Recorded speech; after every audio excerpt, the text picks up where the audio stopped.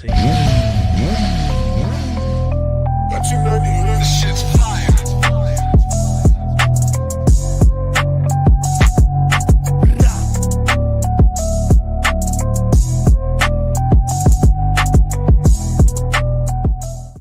All right, and we are back, and we are live, dude. And Live. welcome back, bro. Kevin, Yeah, how you what's up, doing, bro? Simcoe? What's up, buddy? Nothing much, man. How you doing, bro? I'm doing well. How about you? Oh, good, man. Good. It's good to have you back on, my friend. Me and you have a lot to talk about, as always. Yeah. So Yeah. listen, let's just get into it, man. You know, last time I had you on, you had just brought that beautiful Street Fighter, you know, and it didn't start out so beautiful, right? Right, and then you know I created that short, and it's all anyway, bro. Yeah. So did you do that short before Daytona?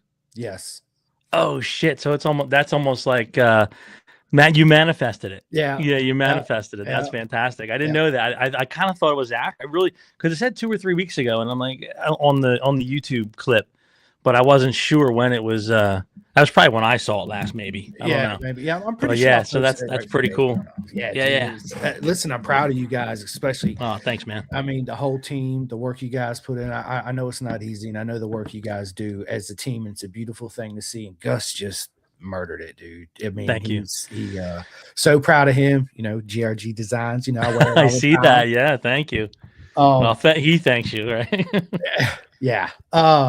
But listen, you know, getting this project bike, you know, coming into to the Super Hooligans. Now we're at Daytona 2026. You know, in your own words, man, tell us how the whole weekend went for you. And did you get your expectations you guys had, if you had any? I'll tell you what, I didn't have. Let me just share this real quick. Make sure everybody hops on. You know, live with Simcoe. Yeah, I'm sorry, I'm interrupting the whole thing. I'm ruining the vibe, right? No. Let's get everybody in here. Yeah. So I'll be totally honest. I had no clue where we were going to stack up with that Street Fighter, right? Because I mean, you know the history behind it, you know, and we bought it. I mean, bring the picture up as well, right? Because here's so this was everyone knows how I love Facebook Marketplace, right? So this was early in the morning on one day, and I just happened to catch this, and I emailed, and I said, "Yo, you know, let me. You're in Philly. I'll be there in 30 minutes, right?" And I said, "I gave you $2,000 right now for it." And he's like, "It's a little low. I have another offer for $2,500." And that was it was actually Steve Long down in Speedworks, and he said, "I put an offer in $2,500 for a bike for you. I found it on Marketplace." So the guy says, "Well, I got an offer at $2,500 too." I said, "Nah, that offers me too, buddy. So you can't. It doesn't mean anything." I just literally said, "I'm coming right now." I threw the trailer restraints in the trailer. We ripped into Philly, and then what you see on the screen is what I walked up to. That's the impound yard in Philly, right? So I'm looking at it. I'm like, oh man, it's got no title, no, it's that salvage title. It's no key, right? So I'm like, I'll give you $2,000. He's like, yeah, I gave you $2,200. Called it a day. I said, yeah, let's go. So away we went, right? And then we hopped on board, and we got home, and we started to go through it, and you know, SC Project, Nate from Motivation out in Texas, he was like, you know, he's always supported us. He goes, "Hey, let me get you the CRT pipe for that." So he sends us a CRT pipe. The suspension we had from the other V2s, you know, and then we just upgraded it to Bitubo, and we'll talk about the Bitubo later. And all we really had to do was get the because Moto America at the time was not accepting the Street Fighter V2 as a hooligan. So I basically said, for this cheap of a cost into it, I'm going to buy it because we're going to build it for the Loudon Classic, for the Street Fighter class, because that was open to the Street Fighter, hence the name, right?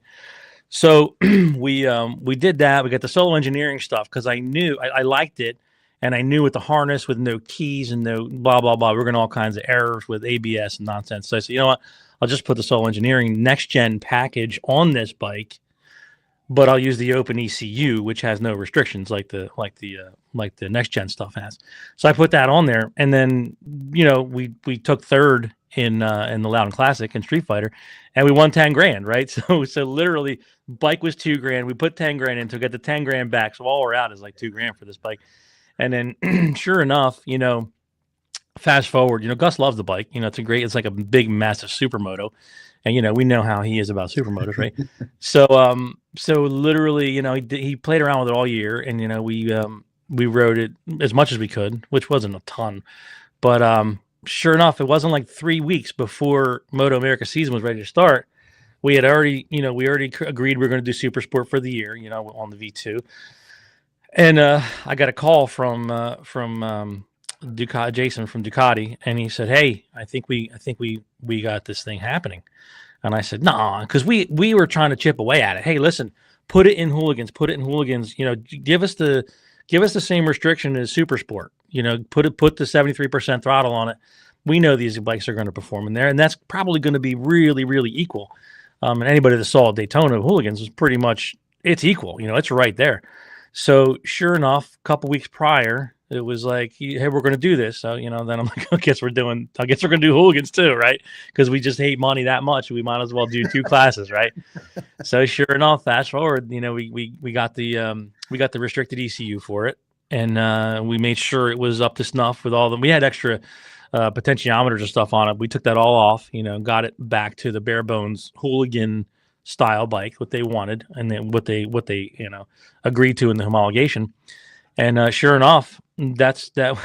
Fast forward, Daytona, comes in to a pair of 5th place finishes at Daytona in Hooligans class, right behind the factory Harley guys. I'm like, hold on, my bike literally costs less than your swing arm. Your swing arms, they got the Suter swing arms. They're like 20, 30 grand for these Suter swing arms, right? And here we are, the whole bike is not worth that. And we're right there. So I'm like, oh shit, I guess we gotta build this thing now for the next round, right? I wasn't planning on it. And it's funny because I was over in I went to Park for May. And we're in Park for May, and a lot of the bigger guys were there. A lot of the factory guys were there, and they're like, "Hey, good run, good run." I'm like, "Yeah, you guys too. Appreciate that. Thank you." I'm like, "Yeah, I guess I should build this thing because I didn't put anything into it. I'm like it changed the oil basically." I said, "So I guess I should put a slipper clutch in it or something because the kid deserves it, right?" Because bones, man, stock clutch, everything on this bike. So come Atlanta, or I'm sorry, Barber, right? Because it doesn't run Atlanta. Barber, we're gonna be hopefully. We're surprised again. I'm hoping to be up in the front again. It'd be really nice. And I don't want to use the term break some hearts, right? Because everybody's breaking hearts, upset feelings, blah blah blah. I'm not playing that game. We're here to be competitive. I want to be competitive, and I want to be right at the front with you. And if we can do that, then man, you're driving home with a smile on your face from Birmingham. But we'll see how it plays out. Just like he was from Daytona. It's crazy. Just like Daytona. Yeah, man. I had no idea. Dude, right? Listen, again, I'm so proud of you guys, man. It just goes to show, Thanks, too, man. like, you don't need a $30,000 swing arm to go racing in Super Hooligans, right? Nope. Look at Brian Tuna Mullins. Yeah. On an SV1000, right? Yeah, I saw that. Sure, cool. He's not running where Gus is running on the V, but but he's there. He's there, right? He's not on the couch. He's not on the couch. He's not on the couch. And you can go out and find your own wrecked V2, whatever, somewhere and do the same thing. Yeah. Well, that was the plan, right? So once we knew that that they were going to allow the V2, because that's kind of like my bike. I enjoy the V2. It's cool to work on. It's just a cool bike overall, a lot of power, not a lot of work to it. Our motors are stock. It was like Junior Cup back in the day. They were restricting you with the RPM limit, right? With the V2, and it's the same for Hooligans. It is Super Sport. You get 73% throttle. You're not getting 100% throttle. You get 73%. Excuse me. And literally, you got to make it work, right? So once I knew that was going to be the case, we kind of talked with our sponsor. We have Luckstar VIP is one of our main sponsors, and he was like, "Yo, we got that spare V2 in the shop. Let's trade that in and get another Hooligan." Because we were, we were entertaining, and I guess I can kind of let the cat out of the bag here. We were entertaining a big name for our season. I think I told you. I'm not sure if I told you or not. I might have given you a little heads up, but he has since gone to. he signed the contract with us, and he has had a reality show in the works. So literally, I haven't heard a peep out of him since he went a month ago and got dropped out of a helicopter in Honduras for this reality show, right? So I'm like, I got a signed contract. I have commitments from sponsors, and everybody's ghosting us, right? So I'm like, you know what?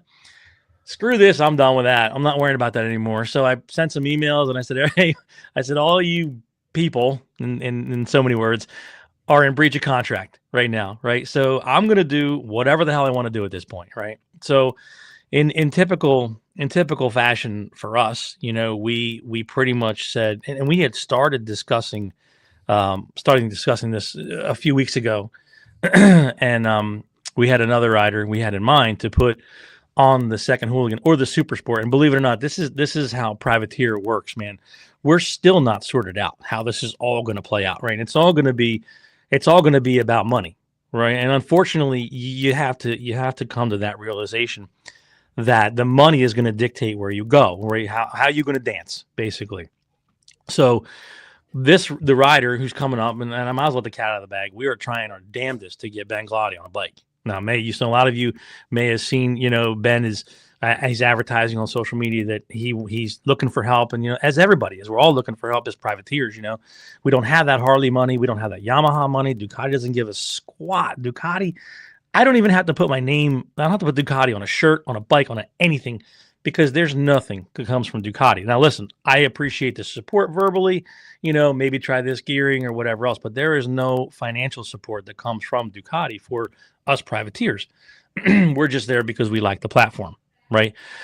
So fast forward, we're trying to get Ben on this bike, and we think it's going to happen. We're almost, I'd say we're 95% of the way there. So if anybody has any sponsored dollars that they want to send either our way or Ben's way to try to get him on as many rounds as we possibly can, because it's not free, right? And Gloddy and Mom and Keith and the family, and we've been friends for a very long time. We've been friends, and it's always a good time we can get Ben on a bike with us. We tried it with Robum a couple years back, and Ben got hurt. But we're going all the way back to mini days where it was like, Ben was a dear friend for years and years and years. So in an effort to get him on a bike, like I said, we don't know how it's going to play out as of now, because the other gentleman is in breach of contract. We have an opening on a super sport bike, which is, it just ran the 200. We actually let Ross Irwin from Ireland, who his bike got stuck in customs. Yeah, they stuck, and they call me and they're like, hey, I'm getting sidetracked here, but they called us and they said, hey, can you help out with the bike? And I'm like, I guess. What's going on? They're like, they sent our bike back to Ireland. I'm like, well, that sucks to be you. So I'm like, and it was Chris Tollick, and I said, Chris, absolutely, let's get him on a bike. Let's do whatever it takes. And he came out, and Fuzzy came out. If you know Fuzzy, yep. Fuzzy came out. Man, what a great crew! The Irish guys and Fuzzy and Chris. We had a blast all weekend, and he didn't get, he wasn't top 10, but he finished and he did well, and he gets to say that he raced a Daytona 200 when he goes back. And it was Ross Irwin. Apparently, I didn't know the family. And a matter of fact, Ross Irwin was actually spelled differently, won the BSB championship last year for Super Sport, which I had no idea. There was 2 Ross Irwins, right? So getting him on the bike was crucial. But anyway, back to Ben. So Ben's coming on the bike. We're going to try, and we're kind of on the fence right now whether Ben's going to do Super Sport at Atlanta. It is open to him. And I don't know if it's a financial thing, whether he wants to come up with the money for that or save his money for the rest of the hooligan rounds. We're still sorting through that, right? So if our Spaniard friend comes back and says, hey, I'm off my reality show, what can we do about this contract, blah, blah, blah, then we're going to sit down and have an official discussion between us and Ben and our Spaniard friend. And we're going to basically say, okay, well, who wants to do what here, right? Obviously, first pick goes to Ben, because Ben is now in the driver's seat with us before anybody else. So that will be the consideration, basically, of how it would go down. So moving forward, that's kind of where we are for Atlanta. But if we don't do Atlanta, we're pretty confident that Ben will come on at Barber and run Hooligans with Gus. And if that's the case, I'm hoping for a Ducati one too in either direction, because we know Ben is extremely talented. There was a bit of a mix-up, and I don't know if I can talk about it, but just in typical Kev Dog fashion, I'm going to talk about it. There was a little mix-up where he was offered a spot to come to Dakota and test on a pretty decent bike, a decent package, and literally on the way to the airport, I think they got the call and it was canceled. Yeah, so that's pretty much where we came in, because we were talking just kind of in passing. What do you think? And then he got the shaft, and I said, well, this everything happens for a reason, right? So let's get you on a bike and let's figure this out, right? I don't have all the answers, you don't have all the answers, but screw it, let's see what we can do. We get 1 round in, 2 rounds the whole season, who cares, right? And yes, Kevin, you get Kev Dog in the paddock all season, and no one's more beautiful than you are. That's a fact. Yeah, for real, he is, isn't he? He's gorgeous human being. Absolutely. Yeah. Probably one of the coolest dudes in the paddock you will 100%, man. ever meet, and so down to earth. So down to earth. But yeah. Anyway, so that's the plan. To do that, and I'd love to have Ducati 1.2s, the whole season in Hooligans. Super sports, super competitive. Holy crap. How do you keep up with that? Bro. America. Let's go. How do you keep up, and that's the thing with, I'm like, you know what? We're just going to have fun with that. And if it results in a top 10, top 5, I'm fine with that. Right. And I'm fine with that pretty much in Hooligans too. I'm not out there to light the world on fire. We're out there to have a good time. And if our good time ends up on the podium, then so be it. You know what I mean? I'm not really, I think, we talked about it before, it's a piece of plastic, but again, it's a good time, and you're there. And for folks like Kevin, who's at the, who's there helping out all weekend long and busting his ass for everybody. And, and just the smile you get when he rides by, and he perks up on a scooter. He looks, are you all right? My favorite human being. And he's going, it's that's the stuff you live for. You don't live for the drama and the politics and the BS and all that nonsense. You just gotta have fun. The hell with it. Yeah, and there's too much politics and bullshit in it already. Oh my God, yeah. Leave that to the powers that be. Hey, new season, new me, bro. I'm not out here to bash anybody. I'm out here to have a good time. That's it. Absolutely. 110%. Yeah, and you're right. It's I love your approach. I've always loved the way you are methodical and the way you approach racing. Hey, we're not here to set the world on fire. We're here to have a good time, right? That's what it's about. The commodity, the friendship, just having a good time. If we end up on the box, but listen, don't kid yourself. We all know Gus Rodeo has the talent to get on the box, right? Yeah, so, yes, especially as dad, you're like, I know you can do it. 100%. He knows he can do it, right? Yeah, he knows he can. Yeah, absolutely. And seeing him do 2 classes this year, it's going to be a little bit of a challenge, but I think it's not too much for Gus, because it's basically the same bike, right? Oh, it's it's just the handlebars. Yeah, that's it. Same exact bike. And I think the swing arm's like 20 millimeters longer, and the bars obviously are handlebars on clamps. And then found out the hard way that the steering stem where you put the headstand under. Yeah, that's not the same either. Found that out at the last minute. Can't get this effing bike. This goddamn bike won't get up on the stand, for Christ's sake. It's probably smaller too, ain't it? It is smaller. Yeah. You look and you're like, what the fuck? Yeah, dude? You're like, the grinder out. Here we go. Right. Let's get it. Yeah, who's gonna be first with the grinder in the morning? Man, dude, that freaking save Gus did against the wall. Oh shit, whoa. Dude! I'll tell you what, I didn't see it. Luckily, right? So he was coming around, and I saw him coming up, right? I'm like, this little shit could win this thing, right? Yeah. And I jump out of the pit box, and I'm on the wall looking, and I hear everybody go, "Oh!" And all down hot pit, they're all screaming, right? And over the intercom, it was Roland Sands was announcing it, right? And he's like, "Oh my God!" I'm like, "What the freak happened?" And I see him go by, right? I saw the pack go by. They're like, "Holy shit, he hit the wall!" I'm like, "No, he just went by." And they're like, "No, he hit the wall. Come see the replay." So I quick run down. I watched the replay. I'm like, "Holy shit!" I almost passed out. I almost passed out on the floor. No lie, bro. I know. I was in the media center, and I was like, "Holy shit, are you kidding me right now?" Yeah, it was. Yeah, that was crazy. It was skills, man. Yeah, Yeah, skills and centrifugal force, right? Centrifugal force, those wheels are spinning so fast, and it's like the gyroscope, it wants to stay up, right? Unless you're dumb enough to knock it down. Yeah, Kevin's right. Yeah. So yeah, that was actually the same turn. That was the same turn that Maz rode the wall. Was it 3 or 4 years ago? Yeah. 3 or 4 years ago. Oh, I mean, Matt and Gus will admit it, so I'm not talking shit about my son. Gus will admit that Maz did it a little better. I mean, Maz had both wheels on the wall, off the ground, dude. and I didn't get to keep that belly pan. They actually got some marks on the belly pan on that one, but there was not a mark on the bike. There was not a mark on his suit. There was none of that. There was none of that. Dude, that's insane. That's all elbows and knee, right? Elbows and knee. Elbows and knees, yeah, and just wiggly, and just I'm gonna manipulate this machine as best I can, so I'll end up, God forbid, a splat on this wall, because that's not something that nobody wants to see. Something that's awful when something like that happens.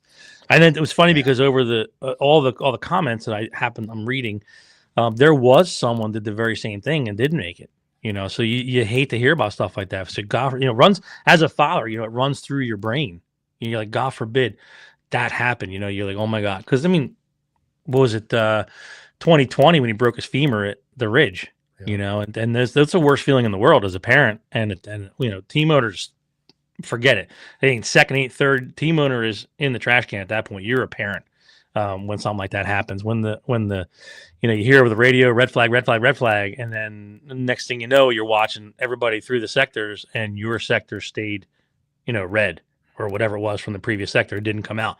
You're like, holy shit, and it's definitely it's a very scary feeling to have that happen. Luckily, we got a call down from Robbie Floyd. Robbie Floyd was watching the cameras, and he was like, hey, listen, he's fine. It's the femur. I can tell because I saw him try to get up.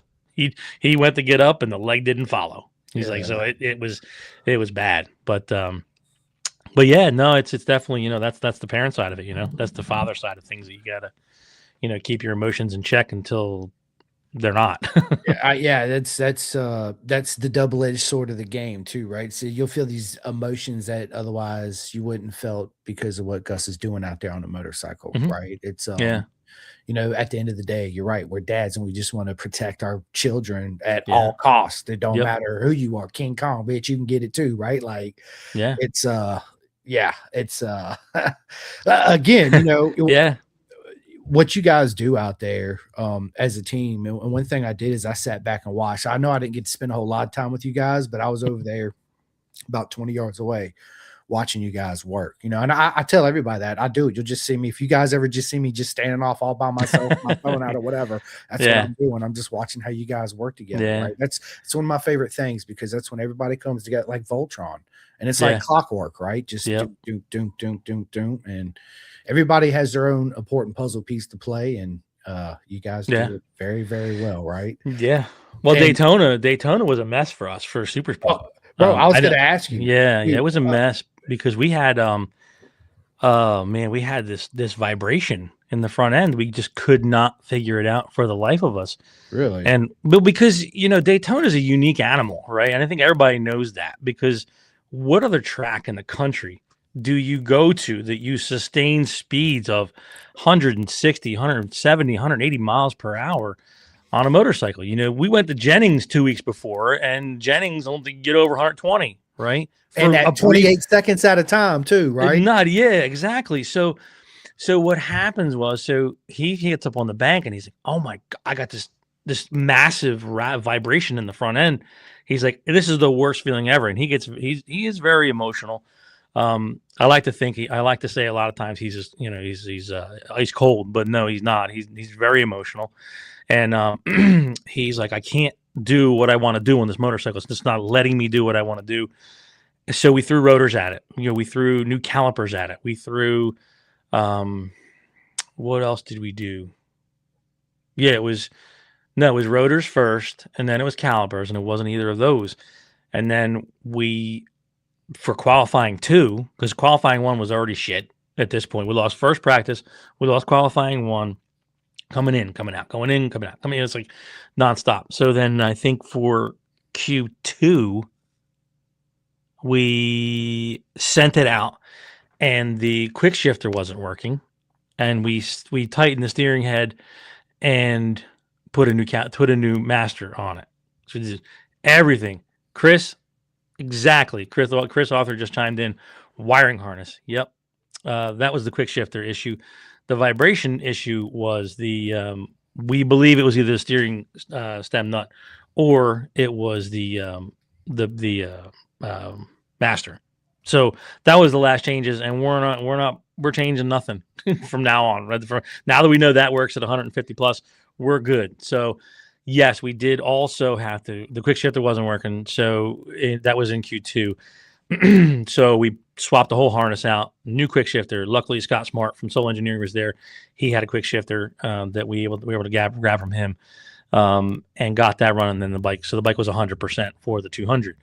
And but losing that much seat time, was definitely a detriment. We brought it home 10th place, which is fantastic as far as I'm concerned. We're not a 6-second pit crew. We're not any of that shit, right? We're a bunch of friggin' rednecks from Jersey. So it's like, we gave it all we had, and basically, and we went one front tire. We didn't even do a front change. We're like, I don't even want to change this front because I don't want to take a chance that something goes wrong with that tire change, and we end up 3 spots back. So we didn't change the front. We did 3 rears, and we called it a day. And he brought it home in 10th place, which was, love it. Yeah, we're thrilled. What's up, Ryan? Ryan's here. Yeah, what's going on, buddy? Ryan Rawls. I hung out with him at Daytona too. Always. Yeah, same. Yeah, I was going to ask you about the 3 pit stop, right? Because it was the first time they mandated 3 pit stops to accommodate certain brands of motorcycles. So you mean the Yamaha R9? That's exactly what I mean, right? Yeah, there you go. There you go. I'll say it for no worries. Yeah. The Yamaha R9 because it's got a smaller tank, right? So no, it's the same size tank, but it can't. By the time you do everything that needs to be done to the R9, and I may be wrong, like the Yamaha guys would probably beg to differ, but with everything you have to do to that motorcycle to make it as competitive as they are, you burn a lot more fuel.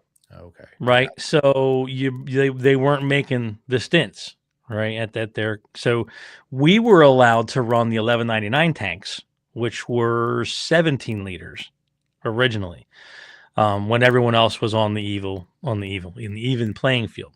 So then it turns out that they can't make it. We're going to go to 3 stops, and then the Ducatis everybody is now limited to 15.5 liters of fuel. So we had to reduce our capacity, our fuel capacity for this tank, because I wasn't going out and buying a new quick shit or a quick fill collar and re-welding it and all that other shit. That's another $2,000 that I don't want to put out of my pocket. So we stayed with the, and come to think of it, after the amount of fuel displacement balls we had to buy, it ended up equaling. I could have built another tank by the time for both bikes anyway, because you have to get these little poly balls, chemical resistant balls, put them in the tank. So we had like 22 2-inch plastic balls in our tank, along with the fuel and everything else, right? So we did all that. We actually were coming up short, and I got McMaster Carr is delivering balls. And this is why Chris Tulloch was making that comment. Or like, Kevin's got all the balls, right? So we're trying to find the balls and the displacement fuel stuff, and sure enough, I'm like, I got it. Listen, it'll be here Friday. I'm going on McMaster Carr now. I'll have it delivered across the street to the shipping and receiving. Don't worry, I got it covered. Well, tomorrow comes and goes, and there's no balls, right? I'm like, oh shit, they screwed up. I can't believe this. I was pissed off, right? So I go back and I look at my order. I had them shipped to my office here in Jersey. Like a dumbass. Yeah. I never put Daytona. So they end up, I think it was a Motul bottle of oil bottle. A brake fluid bottle. And they shoved that thing in the tank. And that was pretty much the equivalent of what they were lacking in balls. So needless to say, I probably have about 72-inch balls that off the fuel displacement. So, and my mom is watching, and I'm sorry for saying balls so many times, Rosie. I apologize. So anyway, yeah. So that was that with the fuel displacement nonsense.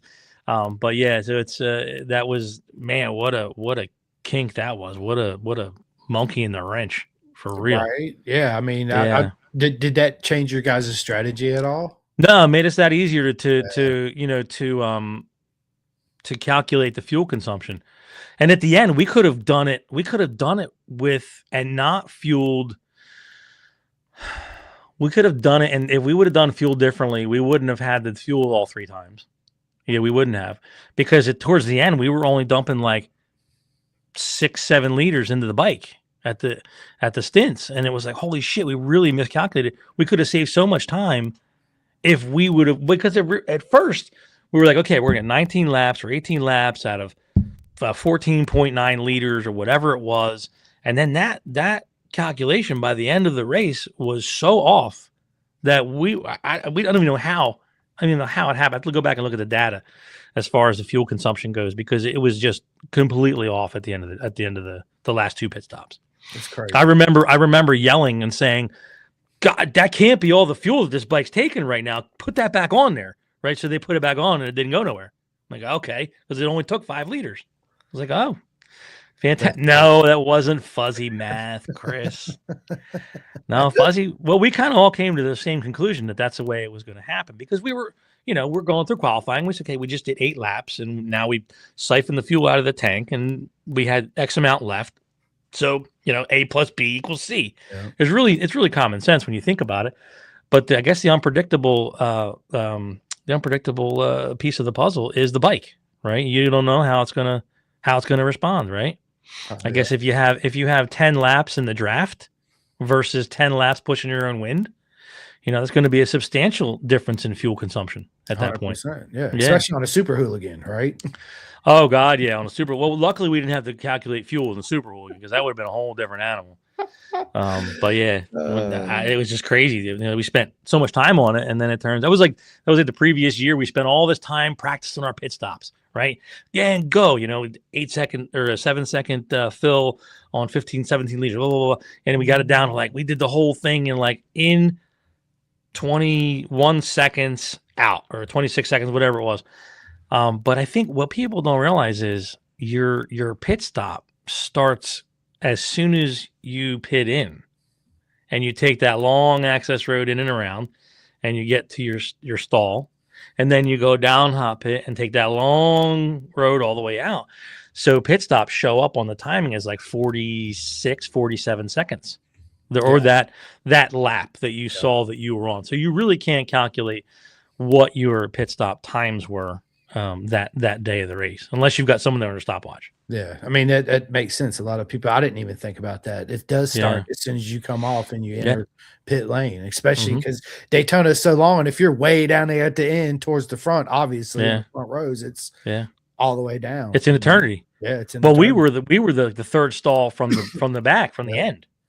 So, it's just the opposite at that point. Yeah. You just got all that time, and he's got the pit limiter on. And we actually had one pit stop where the bike wouldn't start.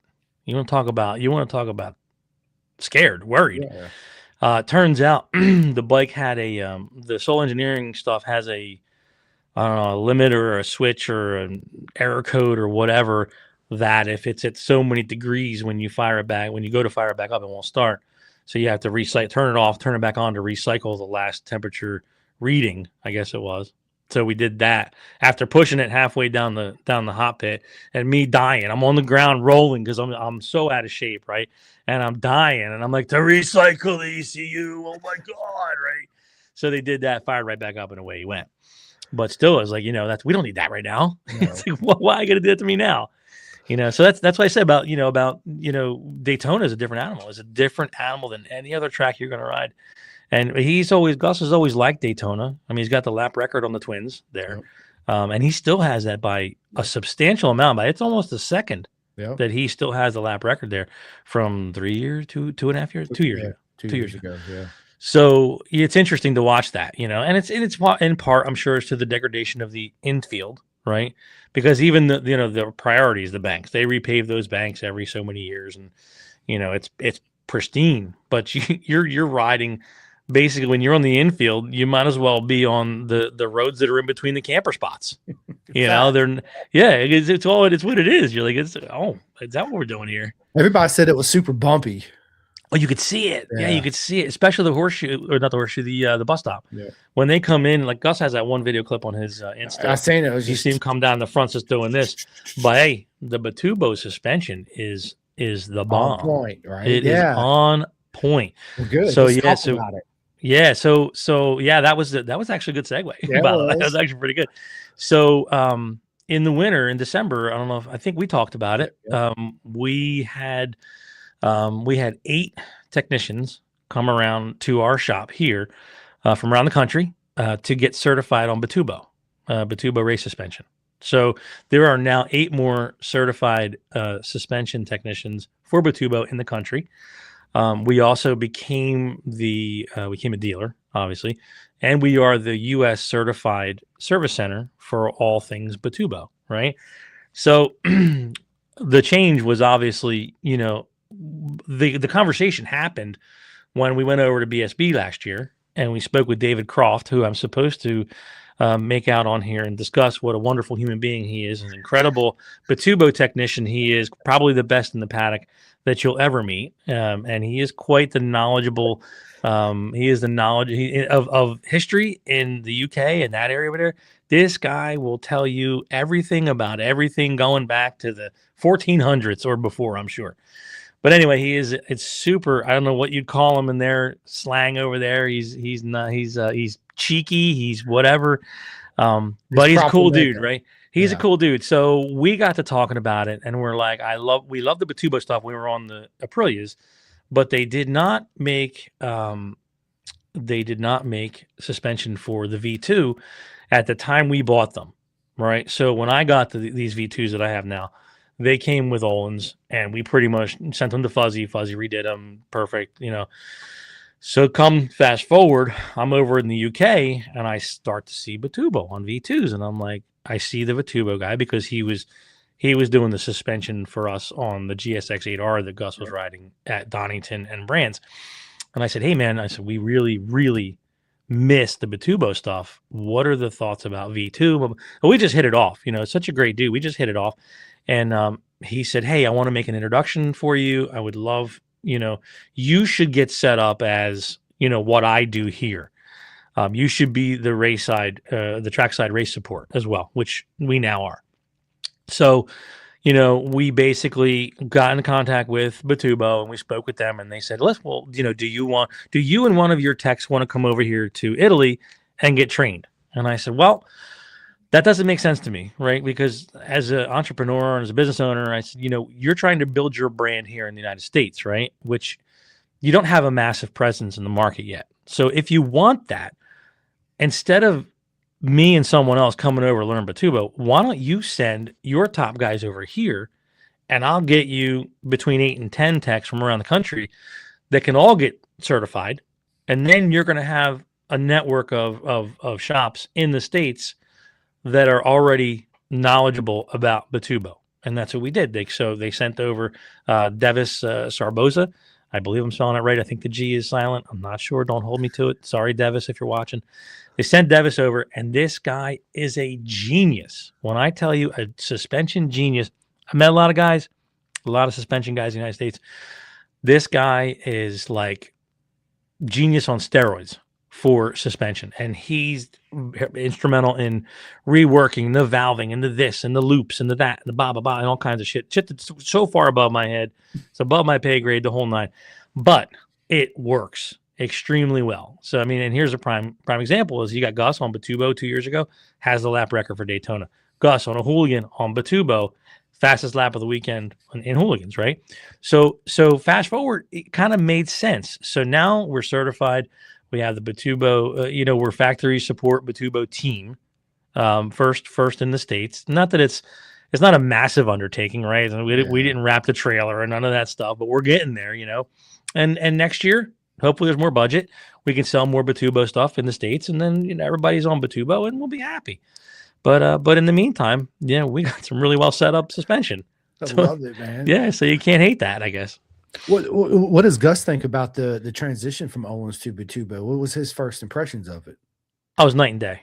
Night and day. Yeah, he never really liked the Öhlins stuff. He did like K-Tech, which was because Skip and the guys at K-Tech, man, they're so cool to deal with. They're such great Kendall, guys. All of them. Oh my God, yeah, they're so cool. And obviously I'll stand behind Bitubo. I have to, right? Knowing that this is what Gus he has come to love, right? And certain people end up, somebody likes Skippy peanut butter and somebody likes Jif, right? And there's nothing wrong with that. And there's more than enough business to go around for everybody, 100%. So, but and I'm not going to bash K-Tech at all, because man, for years Skip took care of us. Wow. I can't thank him enough. And I see him at the track, get a big hug, the whole nine, it's the way it should be. You need to understand that your competitors are your competitors, but at the same time, they're your friends, you know what I mean? And you're not going to sway somebody away from K-Tech. You're not going to sway somebody away from Olin's or to Bitubo, for that matter. You're just going to kind of just, whatever shakes out, shakes out. All I can be is the guy that says yes. So if you come to me and say, I want Bitubo, I'm going to say yes.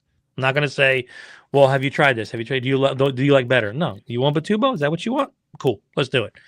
So we do have an inventory of Bitubo that kind of came over. We got some R3 stuff, we got some Aprilia stuff, and we do have some of that stuff here. But we're going to be growing the inventory over time, obviously. But none of the guys at Bitubo, Ronnie Tambourine and his crew, and even the home office, the mothership back in Italy, they've been great to deal with. The language. The communication thing's a little still touchy with me. I was going to ask you about that. A little touchy, but it's cool. When you're like pizza and calzone, let's go. Well, you know what? So I basically said, hey, welcome to America, to Devis, who is their lead R&D / tech. He's in MotoGP, the whole nine. I said, so what do you guys want to do for dinner? So 2 nights out of the 6 that everybody was here, because it was a 5-day seminar, basically, and it went Monday through Friday, 9 to 5 every day. There were 2 days of street suspension and 3 days of race technology. So very extensive. And so the you know what? Let me list the folks that got them. Will Moore and Michaela Moore came. The both certified. Willpower Motorsports in Maryland. Incredible. If you guys are in DC, in the Maryland metro area, go see those guys. Willpower, Will and Michaela. Love that family. Been friends with them forever. RJ Wade, good friend, Evolve rider, and Hazardous Racing. Bobby Lou in California. Rich, obviously our one tech, Rich Marshall, who's our lead crew chief over here. Chad Cash from Robum came. Oh my God, who am I forgetting? Jesus, good Lord. Oh shit. Well, I'll remember. I apologize. Kevin, didn't Kevin go? Fuck, what's his last name? Oh, it's terrible. I forgot. Dude, bro. Yes. Yeah. But anyway, yeah. So it'll be on Bitubo USA site, the whole nine. Where are you going to go? Where who takes care of you? But anyway, where was I going? I lost it. Oh, so I have Devis Scarbosa here, right, straight from Italy, and we have I think we talked about it before. Over at Cathedral in the basement, we have the new RC car track, right? Well, we have a good friend who has a cafe down there that we do. He does cheesesteaks, he does smash burgers. That's his main thing. He does excellent fries, right? So he patented that he made a hot dog called the Kev Dog.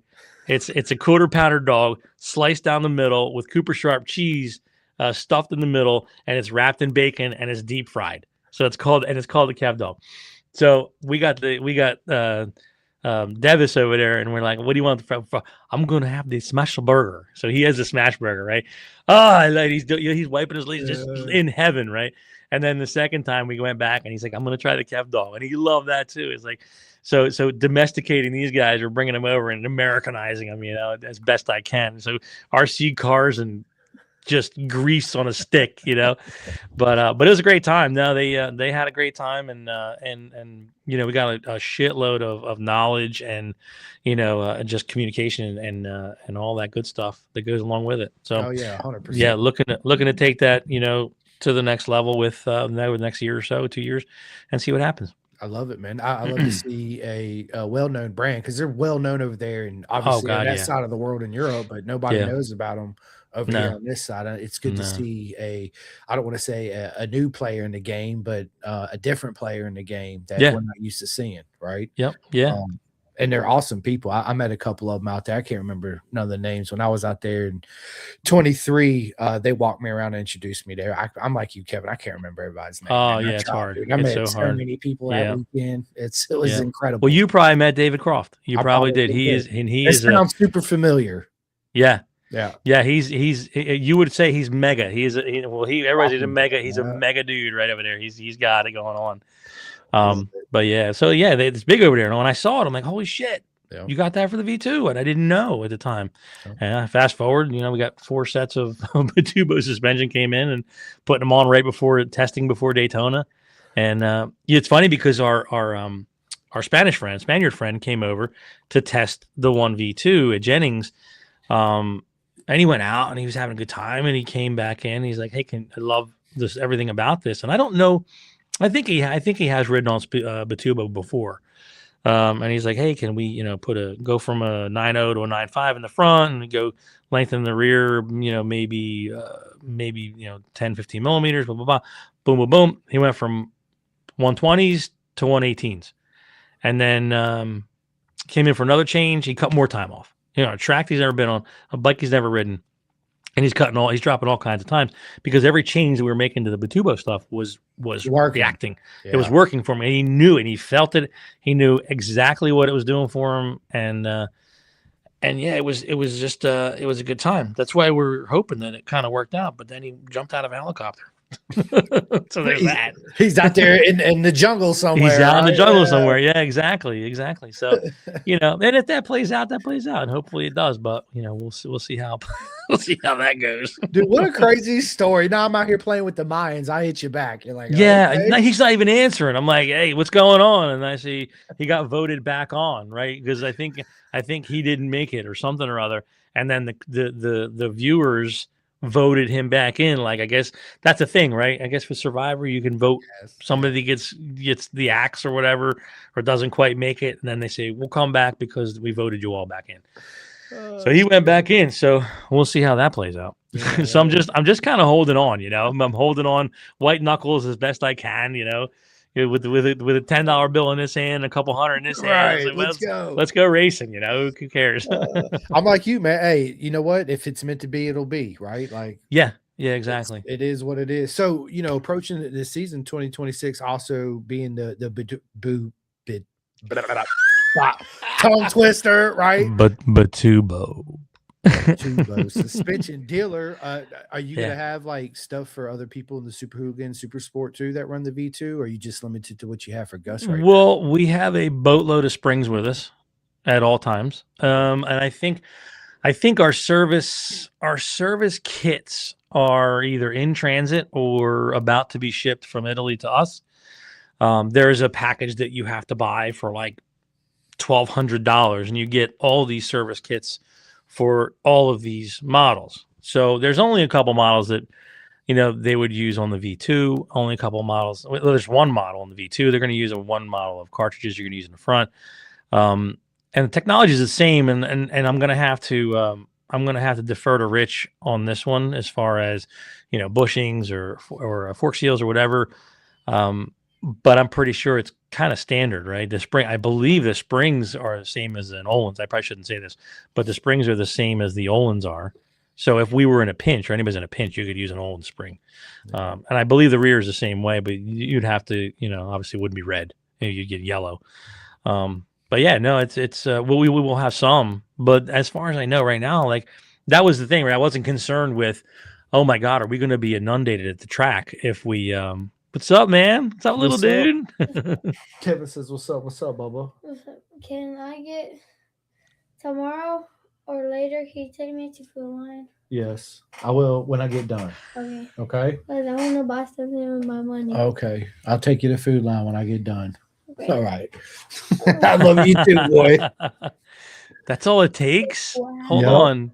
That's all it takes. You get a hug when you say, I'm going to take you to Food Line? Yeah. Yeah, Gus, I don't know if you're watching this. You should take notes because it's been a long time since Dad got a hug for something like that. I love you too. Love you too. Yeah, Kevin says he loves you too. He says he loves you too. I love it, man. Yeah. Yeah. So anyway, so we weren't really concerned about being overwhelmed first year in the paddock as race support, because we knew there's not yet anyway, right? So if we have our way, obviously we'd want more riders in the paddock to be on Bitubo stuff, and hell, maybe after this year, the more will be, and it's funny because Saddleman is on Bitubo. Are they really? I didn't know that either. And some of their baggers are on Bitubo, and it's like I don't see them promoting Bitubo, right? But I guess in one way or another, I don't know if they're getting stuff at they're getting stuff at dealer cost. I don't know if they're getting any kind of race support as far as compensation for that. But yeah, we got compensation there, Saddleman. So sucks to be you. I'm only kidding. I'm totally kidding. I'm totally kidding. We had a in kind contract that says, we're going to advertise, we're going to do this, we're going to do that, and we're going to be a service center, blah blah blah, and they gave us some stuff, and it wasn't a ton of stuff. It was a good amount. Don't get me wrong.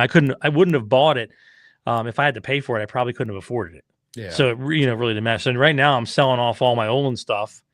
So if anybody needs any Ducati V2 suspension, I got rear shocks, I got cartridge kits, I got stabilizers coming out my wazoo. So you can probably find those on Facebook Marketplace. It's my favorite place to shop. I love it. Marketplace. Shameless. It did absolutely shameless. It's I love all your Facebook Marketplace posts. Thanks. Fucking hilarious. Oh my God, it's funny you said that. Yesterday I was really taken back. So I got this message and she blocked me. So, oh well. Imagine that. Yeah. So I'm selling this V2, right? I have a backup V2 we're getting rid of. It's like 14 grand. It's got 2,000 miles on it. I think it's beautiful, right? So sure enough, she goes, what's the best price?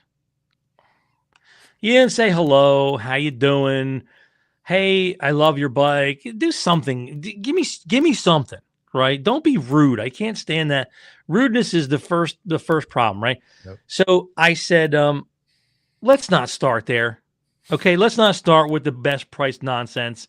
I said, I don't negotiate unless you're standing in front of me with a fistful of hundreds. Okay, that's where I'm at. Oh, F you, you asshole, blah, blah, blah. She went on my page. She goes, you old guy, bring me on your podcast, blah, blah, blah. I'll sure to tell you. I'm like, what the hell just happened here, right? So I go, and I apologize. I go, F you, see you nenext Tuesday, and I'm out, right? Yeah. So I called it a C word, right? I probably shouldn't have. Because in retrospect, and thinking about it now, the next time I have an interaction like that with a female, you need to be smarter, right? So I thought about it later and it hit me. I'm like, oh, I played that totally wrong. What I should have said was, hey, Porky, it looks like you could really use a subscription to Ozempic. Can I help you with that? Because that's the kind of shit that would stick with them, right? That would stick with them for months from now on. You call somebody a C word, it's gone. But you tell them she's Porky, that would stick. She would take that to the grave with her. Bro, yeah. That's so funny, dude. Yeah. So I should have done that, but I failed. I really did. You should have turned it like the Pakistani. I'm a supplier. I make prescription for you right now. yeah, exactly. What do you need? What do you need? I got you. 10 milligrams, 20 milligrams. I got it all, baby. What's the next one? The new one's what? Manjaro or whatever it is. Yeah, dude. That's so funny. Lord. That's so. Yeah, I don't know what these people are thinking. You think a lot like me because I say shit and I think about it. I'm like, fuck, I should have approached. I should have said this. Oh. Yeah. I'm usually pretty good about it.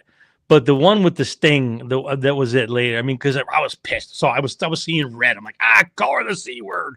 Right. And then it was like, oh, dumbass. You played that too soon. Should have let it stew a little bit. Should have let it sizzle. What are you going to do? No, Fred Clock wants to know, where is Gus in the Hummer? I'm not seeing it. Fred, the Gus was in the back over at the warehouse. He was working on some vinyl. I think he had a couple of kits that he was finishing up before he leaves. I think he's going tomorrow to MotoGP. He's going to Coda. Oh, is he really? Yeah. So he's kind of going down. Our friends at Track Social, which is a track day experience up here up in Jersey. And Dane Easy kind of got together and they said, let's bring Gus out, and they kind of talked him into going because he was like, he's a new kid. He's like, yeah, I got to stay here and work. I'm here to make money, blah, blah, blah, which is good. And as a dad, you're like, that's pretty cool. But then you're like, man, MotoGP. And if I was, 21 years old, I'd be going to MotoGP, right? Yeah. So I was I'm not paying for it. I'm paying for your whole season. So if you can drive your van down, sleep in a parking lot, whatever you got to do. So anyway, he was here in the back floating around, but the Hummer is home. It is running. Only 7 of the 8 cylinders are currently working. I don't know if I told you that. Oh. I realized. So before we put the plow on, because I beat the hell out of things, man. I really do. Frames rusted through. It's about to crack in the middle. My doors now, when you open you can hear them creak when they open because the body's bending down. And sure enough, it's we were it was running kind of rough and because we were going to go push snow with it. And I looked in it, and I'm dumb enough that when we did the trans the one time I was on a podcast, and the trans went and Gus went on the side of the road somewhere, and I got it back, and then it hit me. I'm like, you know what? Let me just pimp this thing out. So I got headers for it, right? So I put headers on it. Don't ask me why, right? Because I got headers on this thing, right? And sure enough, it's running a little rough. I'm like, this guy put these things in wrong. What the hell? Blah, blah, blah. I get him home and I go to put the plow on later. And I'm like, oh, there's a problem. I'm looking at 7 of the 8 headers are now rusted. The 8th is still polished and shiny. Brand new. It's not firing at all. Not firing at all, right? So it's like, I guess I got a bad cylinder. So it's 7 out of 8. The Vortex 6000 motor. I'm going to burn that thing into the ground. I don't care. I'm just going to beat the hell out of it. I really don't care. Yeah. Junk it out when it's done. Yeah. Because what am I going to pay for a plow truck, right? I'm going to pay $30,000 for a plow truck. I can't sell this thing for $5 if I'm lucky, right? With the plow. Plow's worth $2,000. The truck's worth $3,000 on a good day. So, but I'll just keep beating the hell out of it, and and it's just listen, it helps me move stuff around. I actually still I have a skid loader with a trailer that I take from property to property when I need to, destroy stuff. I just take the Hummer and tow it around. But yeah, it works fine. It works totally fine. I am not going to go buy a vehicle that I need to, beat the hell out of new. It's just not worth it. No, I'll just beat the hell out of this thing. And then scrap, like you said, scrap it. Scrap that piece of shit, right? Yeah. Eddie K says Porky. What's up, Eddie? I love it, dude. Oh, man, I haven't seen that dude in a while. I haven't seen Eddie in a long time. I haven't seen Eddie I helped him at Daytona 2 years ago.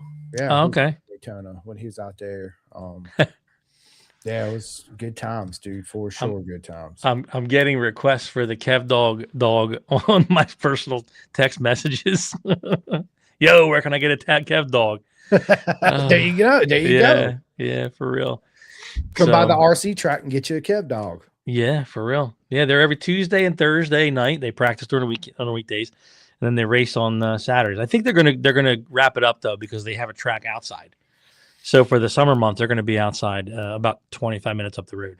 It's awesome. Rhythm RC Racers, if anybody's interested. Rhythm RC Racer on Facebook and Insta and TikTok and all that nonsense. Yeah, they're cool dudes. Cool dudes too. Fun times. All the platforms. Yeah, there you go. Yeah, for real.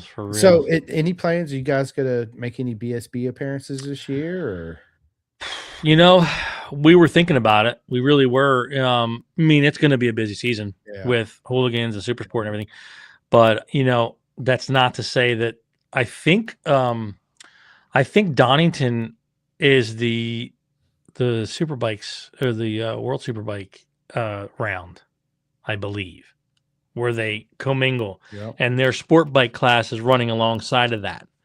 Kind of like we do Talent Cup down at Coda this week coming up, right? They are doing that? Yep. Okay. So kind of like that, the sport bikes for BSB runs alongside of that at Donington. So the guys from Luckstar, which you met at Daytona, Dave and Scott, we were talking about it, but it's really kind of, it's a rough call. It's kind of fits in the schedule really tough. But Brands Hatch later in the year, the finale is always the one we like to do. So that's a possibility, but it's a long way away and a lot of dollars away. Yeah. So come the end of the season, we may not have any dollars left to get over there. So because we pay for airfare and stuff, they take care of everything over there, but we pay for the airfare to get there, and that's no. It's not cheap. No, that's not cheap. No.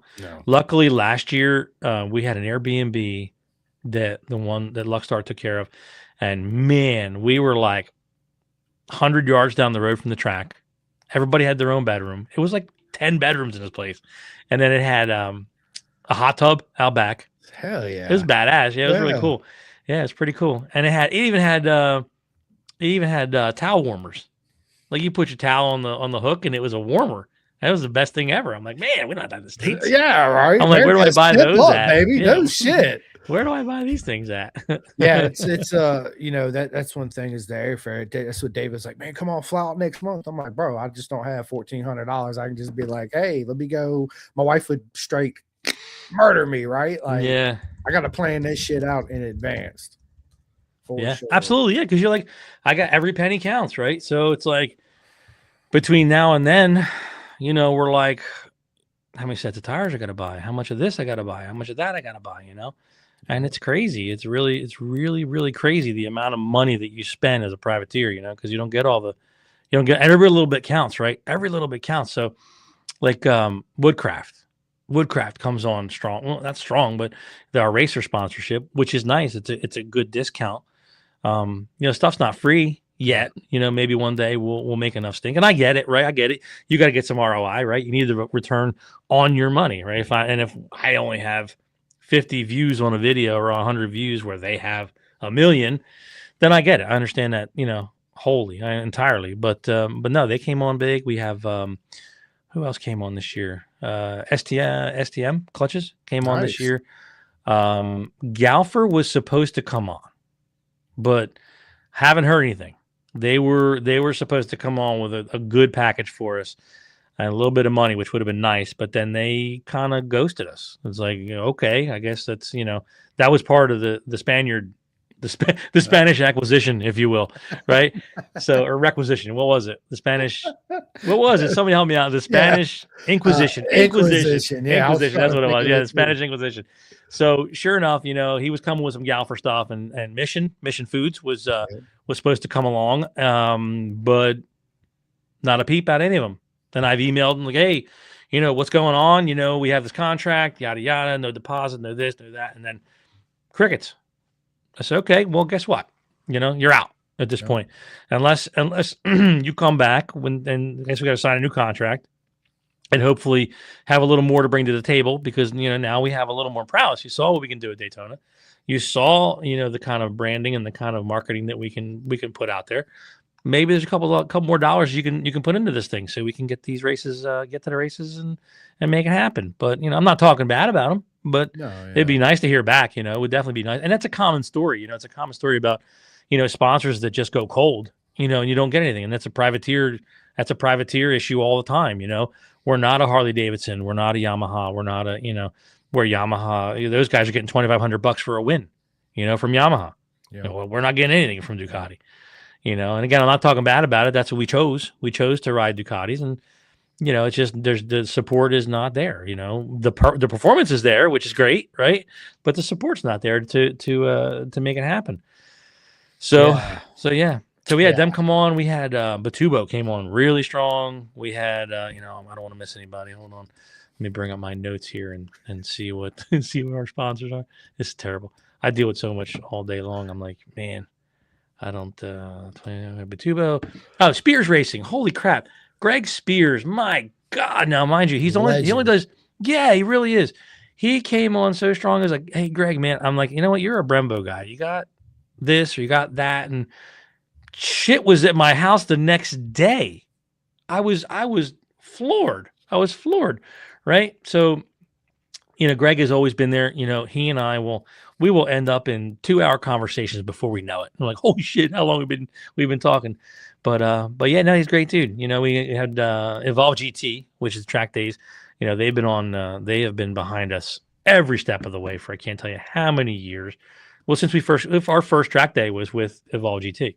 They said Billy Sink from Evolve. We were hanging with the New York Mini GP crew up at OVRP.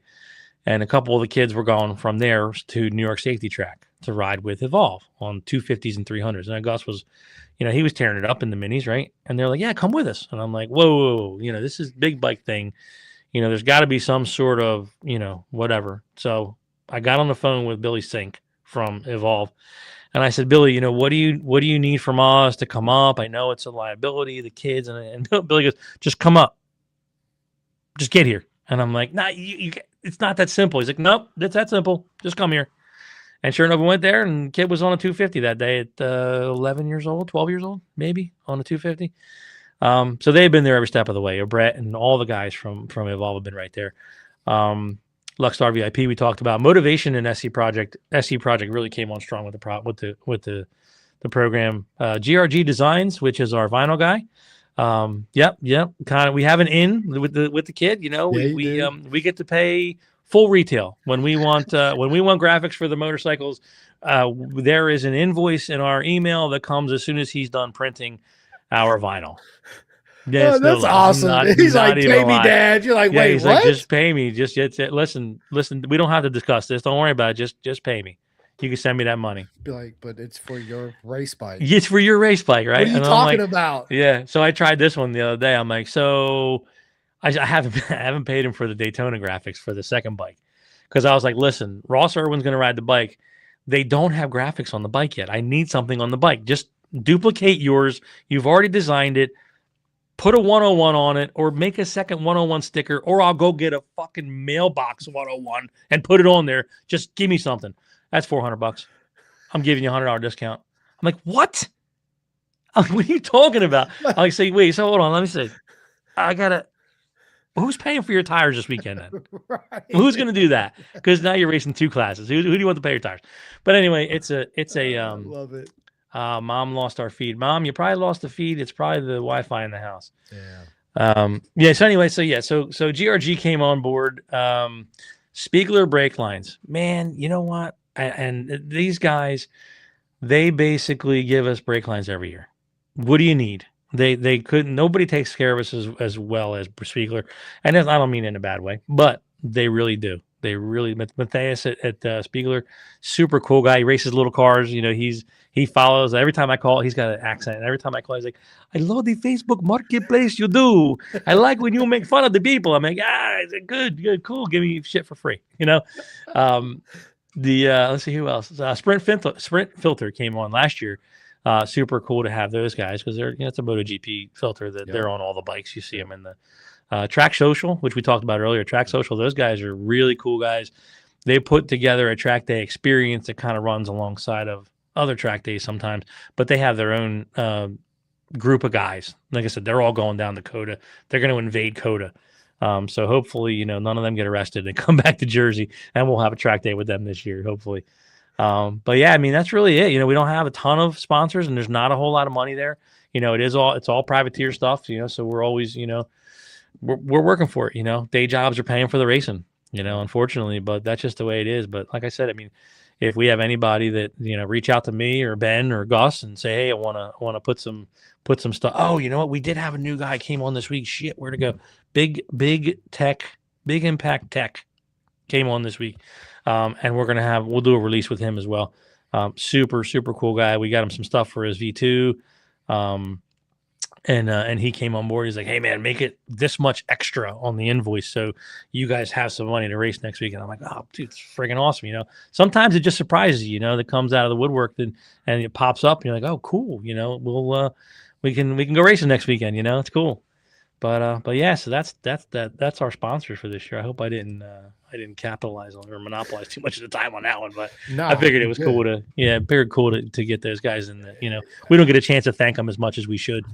I agree, dude. Listen, I agree. It's just like especially in the Super Hooligans, you guys' track time. You guys don't have a whole lot of track time, and then when you do the interviews, it's like this much time, and you can only say these meant much words, right? Oh yeah, to fit it all in there. So. Well, yeah, and then there's a new format this year. I don't know if you noticed that, the support classes, and I really wanted to touch on this too. I mean, I know I've had words about Moto America in the past, and like I said, new season, new me, right? I'm gonna start off and and for the most part, it's been cool. Man, my only gripe has really been the presentation of the road to MotoGP, right? Which I don't think that's, Correct. I don't want to say it's false advertising, but it's definitely not. I wouldn't do it. Well, I'll just put it that way. But going back to the whole hooligans and twins and talent, and I believe I'm not 100% sure it's a support. It's super sport baggers and super bike do not adhere to this. You only get one qualifying now, and the rest of them, in the support classes, you get one qualifying. So you go out for your FP1, your first practice one, and then you go into qualifying. And if for some reason you don't make qualifying, you are beat. Okay, you don't get a second chance because the next morning is not qualifying 2, it's practice 2, and then you go into your race. So it just didn't. This is the problem. Like change these little changes that don't make sense, and you're given the the explanation later, like, oh well, we want to be more like MotoGP. Well, MotoGP is a 1-hour qualifying session. I can rebuild a bike from it. If I went down on the first lap, I can still get a couple laps in there at the end of the qualifying session. And they've got a second bike sitting on the paddock, sitting on hop it, ready to go. So it is not like MotoGP. Unfortunately, whoever had described it like that really needs to rethink their approach. And it is a lot like it could screw you in a big way. So a lot of guys come into this thing, like I said, and you're look at Daytona. It's winter, right? A lot of these guys have not had their bikes out to get tested. They've not ridden them on a track, maybe up and down the street in your development while you're working on it, and you haven't had it on track. Now you go to Daytona and you're 150 plus on the banks, and something happens with your bike. Unfortunately, you're beat. Nothing you can do about it. Yes, Chris is correct. That's how Parrish can get on pole but race. Yes, exactly. Yeah, so unfortunately, Hank Bosberg on Robum's team, he got burned pretty bad with that, and it's not cool at all. I mean, I'm partial towards Robum because they're good friends of mine, and they took it on the chin. They're like, it is what it is because they're when we were partnered with Robum, it was funny because I was the mouth man. I was out there screaming and hollering when I had to, and the Robum side of things, they're much more subdued and I don't want to say more professional than I am, but in that situation, they don't discuss stuff like that. Where I feel like I call a spade a spade. I'm not real thrilled with what you just did here. And if that had affected me in a certain way, I'd feel some kind of way about it too. Like, what if I show up at Barber and I have a problem with my hooligan, and I can't qualify on Friday? What am I going to do? Back of the grid on Saturday? That's not fair at all, especially when we've done 2 qualifiers for years and years and years, and it's worked very well. And more so to say you're going to take away Q2 and give me a 30-minute practice session on Saturday. Like, that doesn't make sense. Like, why am I going to do practice Q practice? I'll just do practice Q and be done with it. But that's what they want to do. So we'll see if it changes. We'll see. Maybe not. I don't know. But I know it is definitely not a wise platform, a wise change to the way things are going over there. Yeah, but that's just me. Yeah. Yeah. And then there's the MotoGP thing. The road to MotoGP. When I think, I'll be honest with you, here's a prime example. The baggers are more road to MotoGP than anything. They bought their way right into the MotoGP paddock, didn't they? Straight up. Yes, they did. So what's the sense? And just stick around in Moto America. Let's not try to reinvent the wheel, right? Let's keep our series, because we've said it before. The Kramer is not a platform that is anything like a GP bike, right? We know this. Motor, nothing like it. It's a dirt bike motor, for Christ's sake. And no offense, it runs good on track, right? It runs good, but it's production. It's going to get you to it. And they even said it in your podcast. I'm nothing against the guy who's super cool dude. As a matter of fact, I messaged him after. I said, listen, I'm not attacking you. I just want you to know how people are feeling about this. Yeah. And, but when you're on that podcast and you're talking about it and you're saying this road to MotoGP, I'm getting my rider ready for twins, was your comment. And Super Sport was your comment. So what you're not saying is, no, I'm getting this kid ready for MotoGP, right? Next year or 2 years after this, after 2 years in the Talent Cup, he should be able to go over and do well in MotoGP. And I'm not trying to bash our youth, right? But we are a different breed than what is over there. And I said from the start, we need to spend more time and effort and money keeping our kids here. We go to BSB for fun, right? I know we're not going to do a full season in BSB. Maybe somebody pays me to go over there. Maybe we'll go over. But that's also a production bike-based series as well. It is not MotoGP. So that being said, you have these parents with these delusions of grandeur that are like, my kid's going to be the next MotoGP champion next to Mark Marquez and blah, blah, blah. No, he's not. He's not. Historically speaking, the results are not there. And you're talking about kids that go over. Rocco goes over. Ty goes over.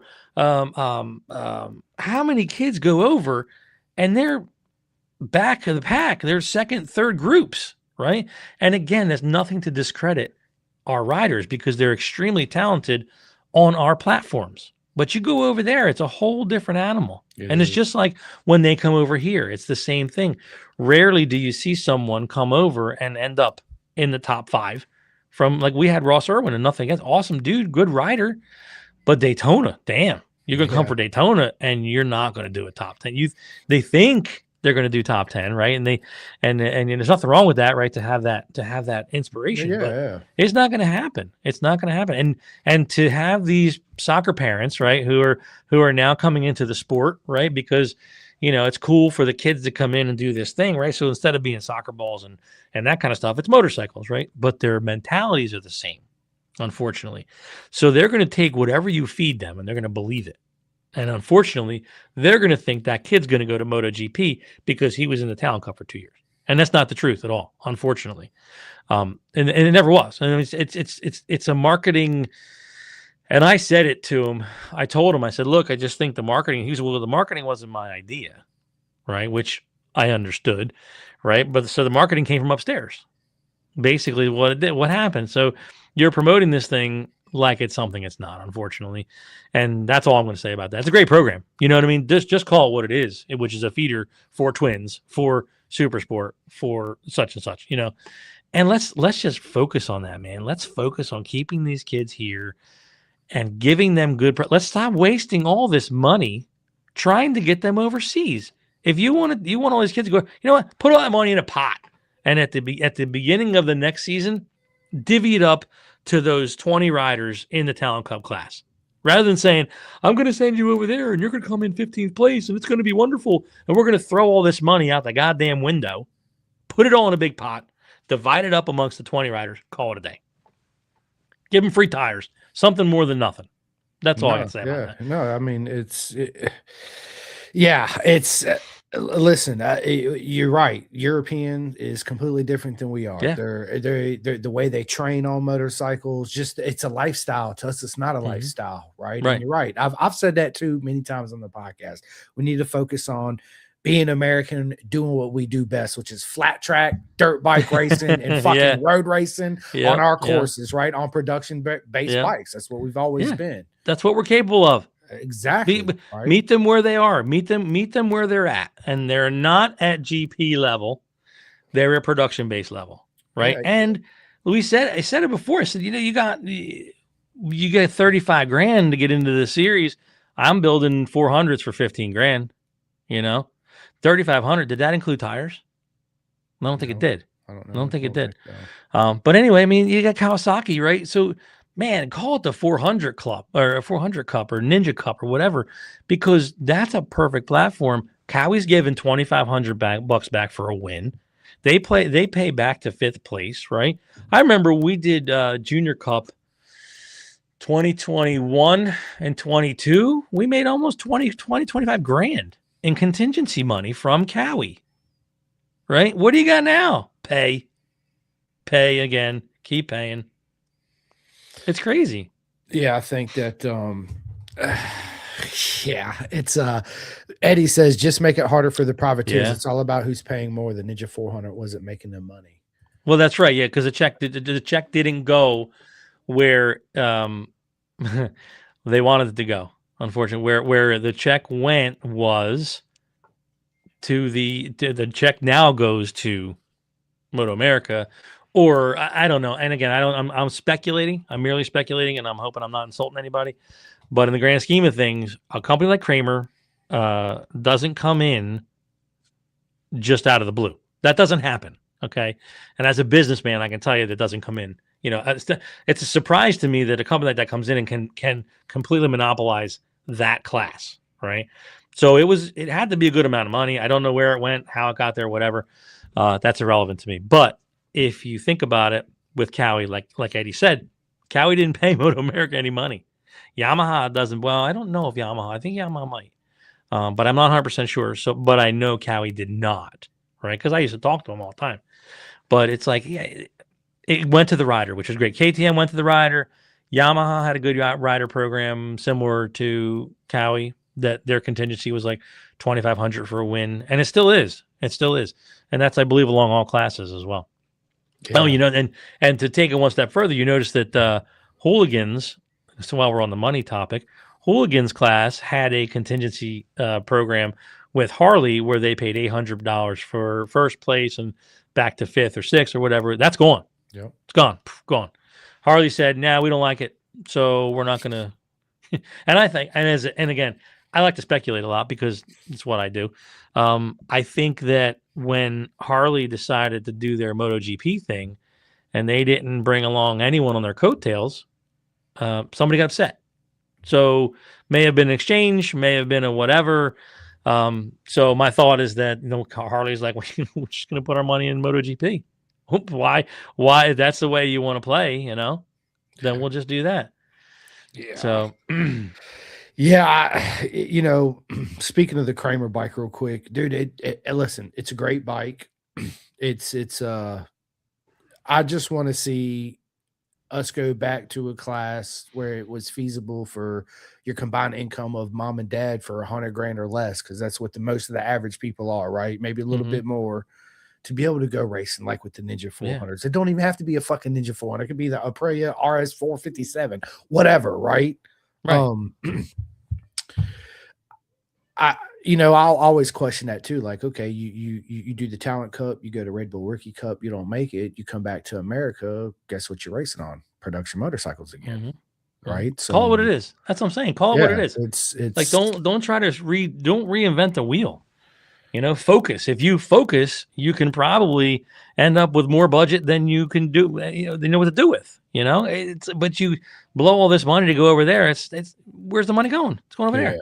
I think that a lot of politics is behind the scheme, as always. Kevin, as you already know, goes behind all this bullshit we're talking about, right? Yeah. Hey, I want to touch on Josh. Josh Shriver asked if all the track surfaces, if they were different. They're kind of like Donington. Donington is a lot like Barber. Donington Park is a lot like Barber. Brands Hatch is a lot like Jersey. Yeah, if I had to say. Yeah. But Brands has a lot of terrain, a lot of elevation changes and stuff. And it's a really cool track. And it's fucking this goddamn wide, dude. Yeah, it's wide as shit. Yeah. Yeah. But Brands is cool because, man, you got to there's only a very small amount of track that you can't see at Brands. Yep. And that's why I think it's so popular over there, because you literally, if I'm in the bleachers, I can see them and up and around up top, the Druids or whatever it is, all those weird names come down the hill and around here. They go to the back section, come back around, right? Yep. Go to Jersey, and I see, and then a minute and 20 seconds later, they come by again. So I think that's a lot of the attention span thing, right? So the attention span is really a thing, right? Because motocross, you can see the whole track at all times. And that's why they could put fireworks on the trusses, right? The start finish trusses, and they put the sparkle machines and all the other shit on there, and it makes it exciting because it's like monster truck racing. You could see every inch of the track and every little thing that goes on. But with road racing, unfortunately, if you're not near a video wall, you only see a couple of turns, which kind of it sucks, for the spectators. But yeah, it is what it is. But yeah, so over there, going back to it, that they are similar as far as the surfaces go. I'm sure that each track has its own similarities to one of our tracks here in the States. I'll accept Cadwell Park. I wouldn't got to go to that one. Oh yeah, dude, you got next time you're there, you got to go by Cadwell for sure. Was that the one with the jump? Yes. Is that the one they all jump? Yeah. Yeah. That's pretty badass. Pretty cool. Fucking insane is what it is. Are you kidding me right now? Yeah. Daryl says stock 1000 and Ninja 400 class is disappearing was not a smart move at all. You know, he's right. I try to look at the double side of everything, right? There's always pros and cons. Like I get it. Yeah, it sucks. But the way I was kind of informed and told was by doing that, it also offers the privateers more TV time because Stock 1000 didn't have any TV coverage, right? Which opens up the door for more sponsorships and yada, yada, yada, right? So I get it and I see it again. It's just the political side of the sport that I try not to get involved too much at all because it just boils my blood and I just say fuck it and walk off anyway, right? Because I mean, what am I going to do, you know? But yeah, I mean, you know, they have the rhymes and reasons to everything they do. We'll just, hey, we're part of the game. We just have to see how it pans out for everybody, right? Yeah. We're not always going to agree with all the rules. And yeah, with that whole Super Hooligan cutting it down, dude, think about the people that are going to show up that don't make that qualifying session because they have an electrical issue. Right. And they just wasted $6,000 just to get there. Exactly. Now they got to go home. You either stay for the weekend and cheer your buddy on, help them in the pits, or you just back up and go home. Yeah. Yeah. Well, that's not just Hooligans, it's twins and it's junior and it's a Talent Cup. Why would you want to come back? Yeah, exactly. I guess they're weeding out, you know, those of us that really hate money. You know, I mean, they want what do they say? 80-20, right? Yeah. You get 80% of your business from 20% of your clientele. Well, we're all the dumbasses that burn all of our money to go racing. And we're going to go back every time. Yeah. Right, because we're addicts. We're addicts like the rest of them. We're all addicts, and we have to admit that. 100%. Yeah, that's how we do it, right? It's but we can bitch and moan about the stuff that we don't see eye to eye on, which is awesome, right? Yeah, I get it, man. You know, it's I just wonder what they're going to replace with Kramer if it don't work out. What class they're going to introduce next, right? So I don't know. Does Yamaha still make the R3? I think so. Yeah, that's what I always said. Bring the R3. That was it. Bring the R3 in. Bring the. They don't make the 400s anymore. No, they make the Aprilia, the 457, right? No, I mean you could do a 457 Cup. Aprilia would probably be on board with that. No. You know, do the Yamaha, the R3 Cup. They're doing that overseas, right? No. You could do that. You know, there's a lot of things you could do rather than just make something completely custom. You know, and make them pay. Dude, you're right. And bringing up that point, it's like everybody else is, you know, has an R3 Cup, and that their next step from the R3 Cups, you know, somewhere along the line, the R7 Cup, right, alongside World Superbike, and then it's Super Sport and you know Superbike. Yeah. We should mirror those same classes if we want to go over there to Europe. This is my big thing too. It's like we're all the beautiful circus, the same around the world, but it's almost like we battle each other. Mm-hmm. On who's better, right? Where if we all just work together and open up the doors, and we could. Don't be silly. Don't be silly. No, right? That's too easy. Don't have the common sense now. No. There's no room for that shit. No, here. We all know better. We know better. We're gonna shut up. Please smack them. Yeah, they're not. You know what? There's so much, like you said, the politics goes on. And again, I'm not bashing anybody, and I hope it doesn't come off the wrong way because, like I said, new season, new me. I'm trying my best not to bash anybody. Just here to have a good time and see where it takes us. But no, it's it's definitely the politics. There is a lot of politics involved. But what are you gonna do? It's with everything. It's with everything. Can't do nothing, right? So no. But yeah, man, dude, listen, I wish you and Gus, dude, the utmost. Dude, you guys are gonna kill it this year, right? I hope so. I've been a huge fan of yours and Gus's ever since we met 3 years ago, right? Yeah. Huge supporter of you and obviously Gus's side business too as well. Yeah, and there would be nothing to please me more than see you guys on the top of the box this year. Thanks, man. I appreciate that. Right? Yeah, go. And you can do it. You guys have the platform. You guys have the team to do it. Yeah, man. 100% you do. It's tough though. I mean, I see. It's funny because one of our good friends, he's on the crew for Ray Hall now, and you get these photos every now and again, just hanging out at the shop, and then they pan around, right, and there's like 15 18-wheelers in the shop, right, and we just did this today. They're just practicing pit stops for IndyCar, right, in the shop, right. So like this whole dedicated mecca, warehouse and facility, and then I go back to my shop. I'm like, my little 1,200 square foot barn, right?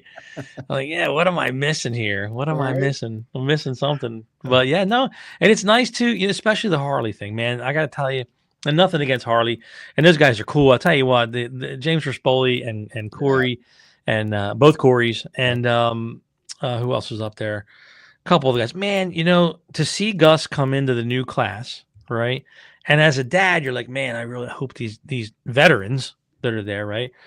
I really hope they don't get, kind of upset that he's right there or whatever. And sure enough, man, they were just nice as could be, so cool. They were chatting back and forth, and the next thing I know, Gus was like, "Oh yeah, I was texting with so and so this one, and then who's great riding kid." The camaraderie in Hooligans is very different from Supersport, and it is a welcome change. And I shouldn't say that Supersport's bad. I didn't mean it as Supersport is it's an animal, right? So you're especially with the competition level that's there, right? You got to have your game face on the whole time because it's cutthroat, and Hooligans just seems to be a different vibe, But going up against the Harley guys, like I said, I thought it would be, more. I don't want to say stuffy. I don't want to say conceited or because they're not. They're really cool guys, and it was cool to be right there. With what was it, 0.04 of a second, right between the top five. We were right there. And it was the coolest thing ever to be, around that group, because Harley's got all this money, and we're showing up, rubbing a couple nickels together, because got here from whoever gave us PayPal and Venmo and whatever on the way, So it's like, it was definitely interesting. Not that I wouldn't savor podium in Supersport because I absolutely would, and there's a few of our friends there too, but it's just that vibe, that the Ray Hall vibe and the Warhorse vibe and the Celtic Warhorse, whatever that is. Yeah, it's just different, because I don't really get along with the Warhorse guys, and that's been no secret all along. But I'd like to beat them, but it is what it is. We're gonna do what we can do. You know what, you're so right when you said that every campus in our paddock has its own unique little vibe to it, right? Mm-hmm. And each class has its own vibe to it. To me, it's like the Superbike class used to be the super cutthroat. You could feel the anxiety and the pressure walking through, the Superbike side of the grid. Now it's the super sport grid, man. You get super sport, it's just like super high energy, high tense energy. You go to Super Hooligans, it's more relaxed. Hey, let's fire up the grill. Let's get some cold beers going. Let's go some racing. Kind of like the old school kind of days. Yeah, like a flat track vibe. Yeah, it's definitely like a flat track vibe. And then the guy and they're cool as hell. I mean, granted, we weren't in the garages, right? Which we don't normally go in the garages, but we were hanging out in the overflow lot because I like to put the rig out there, put my canopy up, and we're away from everything. Yep. I'm not worried about my stuff getting messed around with in the garages, and so we were kind of oblivious to the other stuff going on. So I don't even know what everybody's vibe was about our appearance, what I mean? And I couldn't tell you, we got a lot of congratulations. I know that a lot of social media stuff, a lot of online stuff, which was great because we were right there. But I don't know as far as, the competitors, what their vibe is about us, And with Twins, it was different. Everybody knew everybody in Twins, because of Twins, we were with Robum and Twins, we were kind of like the factory Aprilia team, if you will, without a budget. But that was you knew how everybody was feeling in Twins Cup. But in Hooligans, I really didn't know anything about it coming into it. I didn't even watch. I don't think I watched one Hooligans race prior to that weekend. Really? I don't think I did. I don't follow. I mean, normally if I'm not at the track, I'm working, right? I'm working 5 damn jobs, between all the businesses and everything else I got going on. I don't really, unless I'm in the shop working on bikes, I'll have Moto America Live Plus on in the shop while I'm working on bikes. But even at that, I'm not really paying attention. I might stop and look up for a little bit, but that's about it. I just listen, But I don't think, before date. I mean, now I have, obviously, because Gus is in them. But I didn't watch one Hooligan race prior. I didn't even know who was in the classes. I knew Rispoli was. And I knew the Arch guys were in it. German and McWilliams and Corey and Corey, right? And Corey's a cool. I love Corey. You know, he's cool shit. Yeah, we just actually connected not too long ago. Did you really? Yeah, super cool dude. You know, super supportive. Yep. You know, and they all, like I said, Corey West, Rispoli, Corey Alexander. I know I'm missing somebody, but yeah, they were Jake Lewis. Oh, dude, that guy's a sweetheart. Yes, are you kidding me? Yeah, he really is. You know, and I met him before when he was racing with Altus. Yep. I guess he was doing stock 1000 or Superbike or something with Altus. Yeah. I think he did, and that's when I first met him because George is. I know George with Altus. Yep. Yeah, I know George is a sweetheart too. Yep. You know, so those are two peas in a pod, right? Of course, George would have Jake riding for him because they're twins. You know, yep, they are super nice guys. You know, they're down to earth. You know, say hi to anybody, wouldn't hurt a fly. You know. So, but yeah, no, it was definitely a different vibe. You know, it was a lot different than I was expecting. You know, like I said, I wasn't. I really didn't have a clue how we were going to stack up. And to see him right there and well, because it was funny because qualifying, we qualified 9th, and then we had the warm up on day 2 instead of Q2. And on the warm up on day 2, he was pole, right? I remember, yeah. So if that was Q2, well, I mean, I'm sure strategies would have been different, right, from the other team. So maybe not on pole, but we'd have been right there, you know. And he had the fastest lap of the race, so that would have put us pretty far up there instead of starting 9th. Yep. So we started 9th, and then you got 6 laps to make it back, you know, because the laps are all reduced. Yep. You know, so there's 6 to go. There's 6, not even like 9 reduced to 6. It's just 6. It starts at 6. You're like, damn. I don't know. What's twins this year? Do you know? I did, but I forgot. I should have wrote all this shit down. No, that's fine. I'm bad at doing that. Like I get all this information. I'm like, yeah, I remember that. And I go think about it. I don't remember any of it. Yeah. I don't know if they're 6'2". Maybe it was his Daytona thing. Maybe it was just Daytona is a long ass lap. So, you know, it's very possible we'll do more laps elsewhere. I just don't know. I really don't. I don't know anything about it. It's terrible. It's so bad that I don't, but God damn, I don't know anything about this class that I'm in. I read the rule book and that was about it. I mean, what are you gonna do? Just show up and win. That's it. Show up and try. Yeah. Listen, as long as the bike doesn't get torn down in tech because I didn't do something right, then we're good. And I pretty much and I feel bad because I was really razzing Teague, who's over in tech, right? Teague is the guy, you know, so he's gonna, and I felt bad. He was super cool, you know. He's always been really cool to me. But I would call him like, hey, can I run this? So when you say air intake, right, does it mean the snorkel and the blah, blah, blah, blah, blah, blah, blah, blah? And he's like, yeah, it means this, that. Okay, cool, no problem. And then it was like, oh, shit, I got to find a snorkel because the bike, when I bought the salvage bike, the snorkel was ripped off, right? So I never put it back on. So I bought one of those on eBay for $30 and I'm going racing. eBay is my best friend, no lie. Yeah. I buy so much stuff on eBay and Marketplace. Off eBay and Marketplace too. Yeah. I found a set of what's that? No, go ahead. I found a set of rims on rims and tires on Marketplace recently. Super cool guy. He was Greek. I met up with him to buy his rims and tires. He gave me these. He said, "Oh, I see you, Moto America here," and he gave me he owned the Greek restaurant. He gave me these boxes of Greek food. I'm like, holy shit.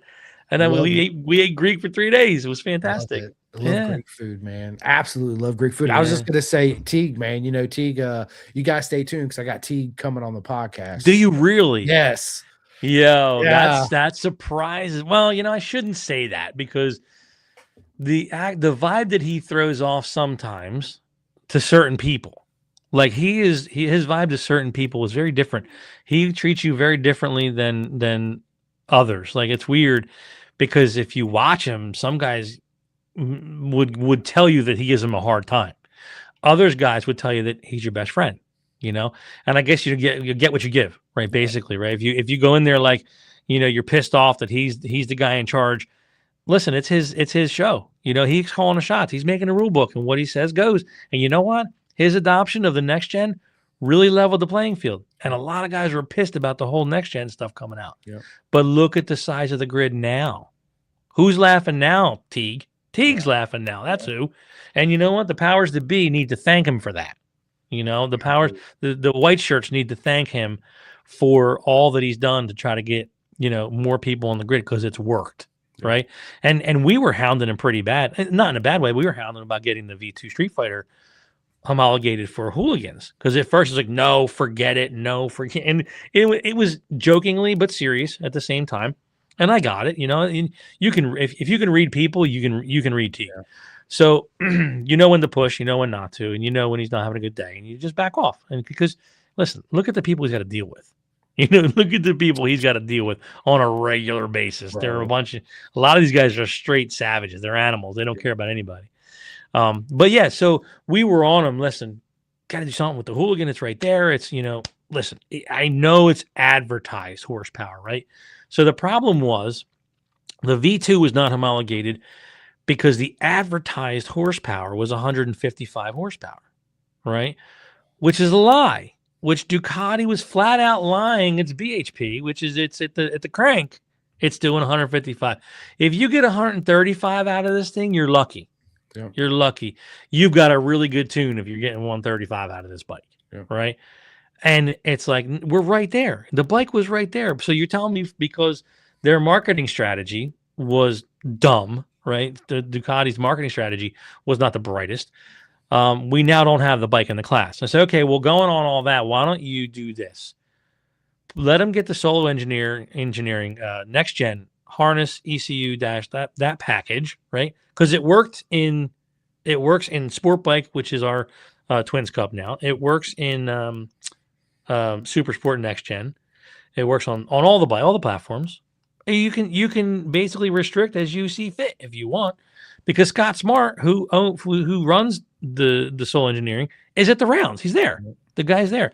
So sure enough, you know, he finally we wore him down. Well, I guess we did. And he said, yeah, well, let's do that. And I remember getting the phone call and saying it was going to happen. It was like like I said, it was 3 weeks before.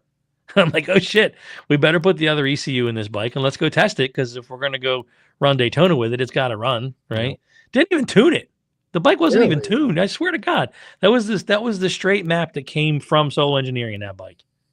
That was it. It told me I got to sit there with the throttle cracked at about 10% to get it to fire, because the cold start is not programmed right. And it's like, you know, that's why I said when we ran it from the Junkyard to the Daytona, it was the truth. It wasn't a lie. And yeah, so there's no tune on it yet. I got the dyno in my shop, and I still haven't. There's shit all over the dyno, and I haven't ran the bike yet on it. So we're gonna see. Maybe we get some time before Barber to get it on the dyno and to get it tuned up a little bit. Yeah, that's right, because that's the first round of Super Hooligans besides Daytona is Barber. Correct. Yeah, correct. Super Sport is Atlanta, which I will be at. Nice. Yeah, we'll be there. We'll be there. And we're not 100% sure if Ben, going back to that, Ben Gloddy will be on whether he's on the Super Sport or the Hooligans. We're still working out the details. And if money will prevail and money comes along, then we'll get Ben on whatever Ben wants to ride. If Ben wants to ride both, then we'll have Gus and Ben riding, you know, both dual platforms at all the rounds. And if the money doesn't, you know, come, then we're gonna have to pick and choose and try to figure it out. You know, try to just take it as it comes, day by day. Hopefully, I mean, like I said, I love Ben. You know, if he wants to come to Atlanta, then I'd love to have him. You know, there's a cot in the RV. You can sleep with us. You whatever you want to ride down with us to save money. I don't care. Whatever it takes to get to the races, you know, we're happy to help with. But no, that's the plan anyway. Yeah. Speaking of T, real quick, man, as I try to find him that whole weekend at Daytona.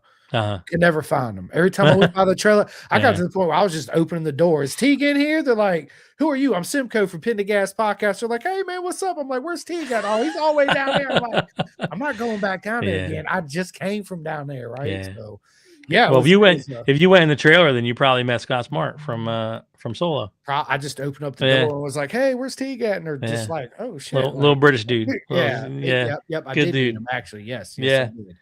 Yeah, he gave us his. I went down there. I said, "Listen, I need a new load cell for our quick shifter," and he's like, "I only have 2 left." I said, "Well, I want one of them." He's like, "Well, these are earmarked for M4 X-Star Suzuki Vision Wheel, blah blah blah blah blah." And I'm like, "Give me the damn load cell. I'll explain it to Ulrich later." Yeah. Okay, buddy. So sorry, John. And Chris, I got your load cell. But they'll get over it. They'll get over it. They got plenty at the shop, I'm sure. Yeah, I'm sure they do, right? Yeah. Well, I don't. Okay, John, I don't. I love it, man. I love it. Yeah. But yeah, it's listen, I'm pumped for 2026. I think the Super Sport grid is the most stacked we've had probably ever. Oh yeah, absolutely. Right? Yep. You know, I was talking to my buddy the other day. I was like, you know what I'd like to see? Go back to the old days where the Superbike guys had to run in Super Sport. They had to do it both.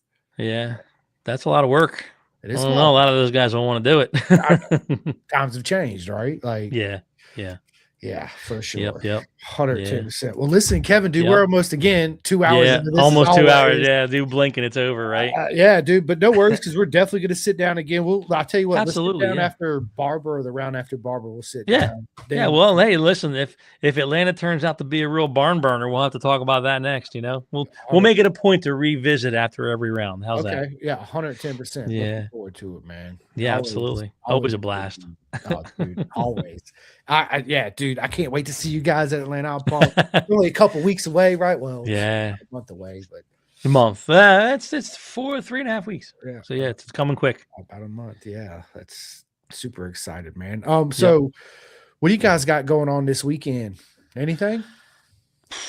I'm pulling apart motorcycles. I'm going to take apart. I got to take apart the V2, the second bike that ran in the 200. They get pretty beat up, man. They really do. Fairing stays break. Brand new fairing stays on these things broken. You know, antennas for the new RaceLink system got sat on and squashed. You know, just lots of stuff like that. You know, we're going over Gus's bike and fairing stay broke on his too. So clearly we need to switch fairing stays. There, we're going to switch. I'm not sure where we're going with that, but I think that's pretty much it. You know, we had a little issue going into it. We broke. We lost a head stud. Going in after practice, we were testing at Jennings. A head stud? And, the head stud. Holy shit. Yeah, but and it wasn't like the nut didn't loosen up. The threaded stud pulled out. And so we literally had the bike apart right before Daytona, the second bike, putting a new head stud in. We put in some helicoils and, you know, had to get a super long helicoil, so it went down. And it could withstand all the pressure on it. So I'll be doing that. I'll be I think that's about it. I'm working on bikes this weekend. I might run over to the RC track because I think they have their season finale. I'll go over and have a Kev Dog and have a little heart attack, you know, and finish that up. But no, so yeah, that's pretty much the plan, right? I kind of parked the Hooligan and I want to focus on the V2s for Atlanta because the Hooligans aren't going there. Yeah. But then after Atlanta, we're going to jump on the Hooligan. I need to make a new. We use the OEM dash stay, if you will, and that was I'm sure people were talking shit about me because if you watch Gus in some of the videos, the dash is doing this right as he's going through the bus stop, right, and I'm like, yeah, I know, I got to fix that. So I put a couple of zip ties on it by the end, and then but I have a new concept. I have a new. I want to weld up a new aluminum bracket for the plate and everything. Get it a little further out because. You know, again, it may be a little different in Atlanta, but I know at Daytona with the air, the way the airflow is, having the plate so close like that, and our intake is right behind the plate. So we were throughout the weekend trying to get that plate further out for just to get more airflow in there. You know, one guy was actually running a scoop, which wasn't legal, but I wasn't about to spend $1,500 to file a complaint. So that's my plan, is to make a new bracket for that, maybe with an integrated scoop if we're allowed. I don't know. But it can't be affixed to the motorcycle. Apparently, the scoop has to be, I don't know, with the number plate assembly, supposedly. I don't know. I'm going to look into the rules and see how that goes.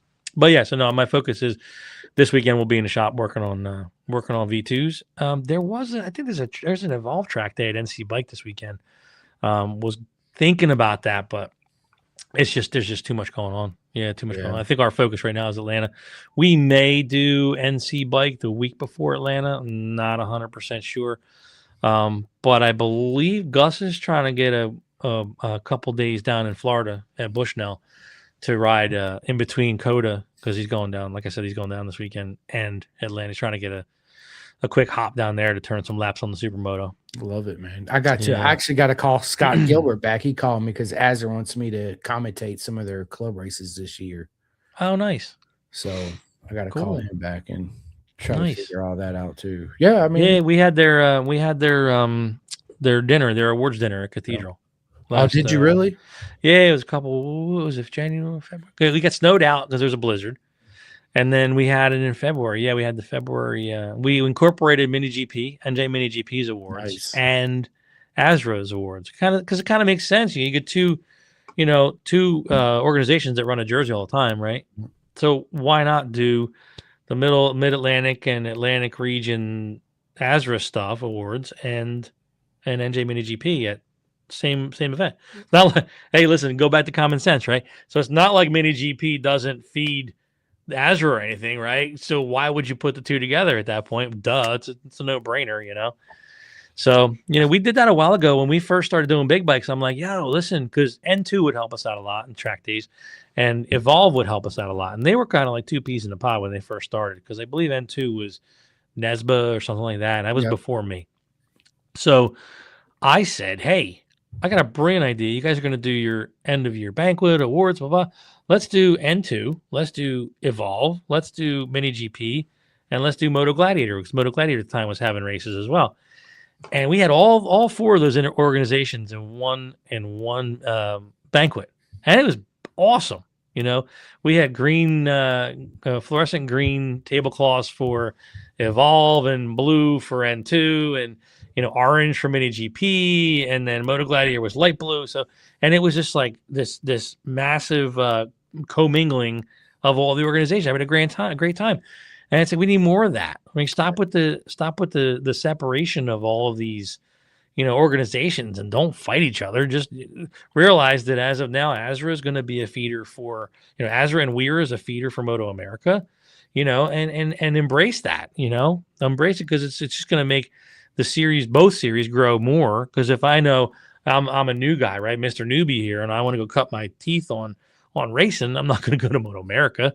Some people do, and they get destroyed, right? And you feel bad because they don't make the cut, but they should know better, right? So go to ASRA, go to WEIR, go to any of those, and in the same token, ASRA could be a Moto America. You sink some more money into that, and you put up a video crew and an app, and you could be just like Moto America too. It's just about how far down in your pockets you want to go.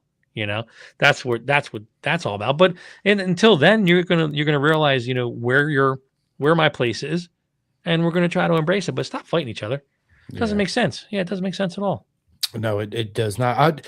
The riders don't have a rider union, do they, in Moto America? Oh, wouldn't that be nice? That would be brilliant. And I was really approached after that by several people a few years ago when I made that big stink with the actively competing nonsense and all that. I was approached by a few people. They're like, we should band together. We should this and we should that, because what they did today was nonsense and yada, yada, yada. And I said, it's probably not a good idea. It might not end well, because it could go one of two ways. They've got the, it's their playground. Yeah. They've got the clout to tell you, no. And then what are you going to do? Right. Then you got to backpedal if you want to race at that point. But they got the sandbox. They got the playground, they got the sandbox, they got the swings, they got all that shit. So if you want to play, it's their rules. So new year, new me. I love it. You keep saying that. New year, new me. New year, new me. New year, new me. I said that to my wife. My wife at dinner tonight. She was like, "What are you going to say on Chris's podcast?" I'm like, "I don't know. We're going to say whatever we're talking about." Well, just make sure you don't. And she didn't have to say it, right? Because she knows me. And I'm like, I'm going to say what I'm going to say, and I'll just deal with the fallout later, I guess, What fallout, right? It is what it is. It is what it is, right? Like it or not, you know where you stand, you know where you stand. No one ever said, "Oh, I don't know how Kevin feels about me," because it's just the way it's got to be. Who cares, And I know that I'm not everybody's cup of tea, so whatever, have fun. Hey, we're not here to please everybody, and we can't please everybody, right? No way. I wouldn't want to please everybody, right? It'd be a boring life. Yeah, it would. It would. Yeah. And you're gonna please people who don't really have a finger on the pulse, because it's the people that are, they're just, there's no situational awareness, and then you want to try to try to appease those people. No way. No way. Look, John says, Chris let's go, Rodeo John. are the duo we need about once a week. Let's go. Let's go. Yeah, that'd be pretty cool. John. We'll bring you more. Trust me. Yeah. John was cool. I seen him in the media center. Every time I see him, I'm like, damn, they'll just let anybody in here, won't they? I love it. Yeah. That's pretty cool though. You know what? I really do appreciate everybody in the media center. You know, a couple years back, it was touch and go, you know, and I had words with one of the guys that was running it, and he's long since gone now. And it seems like things are running smoother, you know? But yeah, no, those guys are out there sweating their asses off, you know, all the photogs and the videographers and all those guys. It's like, man, Brian J, man, look at Brian J. That dude is everywhere. He gets that scooter and that ladder and he is all over the track. He's getting shots that you didn't know existed. It's crazy. Dude, yeah. It's funny because I'll be like, wait a minute. So here is Brian J's photo of all of us on the grid. And then here's this photo of, you know, every rider in turn 1, every rider in turn 2. How does he get to all these places, right? So I think he scopes them all out prior. So he's been doing it long enough, so he should know. But as far as photos go, you know, Brian does a really good job. Sarah does a great job. I'm trying to think who. I don't want to miss out on anybody. But video, man, holy shit! I gotta give props to Dustin from Fast Class. Yep. His stuff is on fire. Holy shit. He collabs a lot with Gus.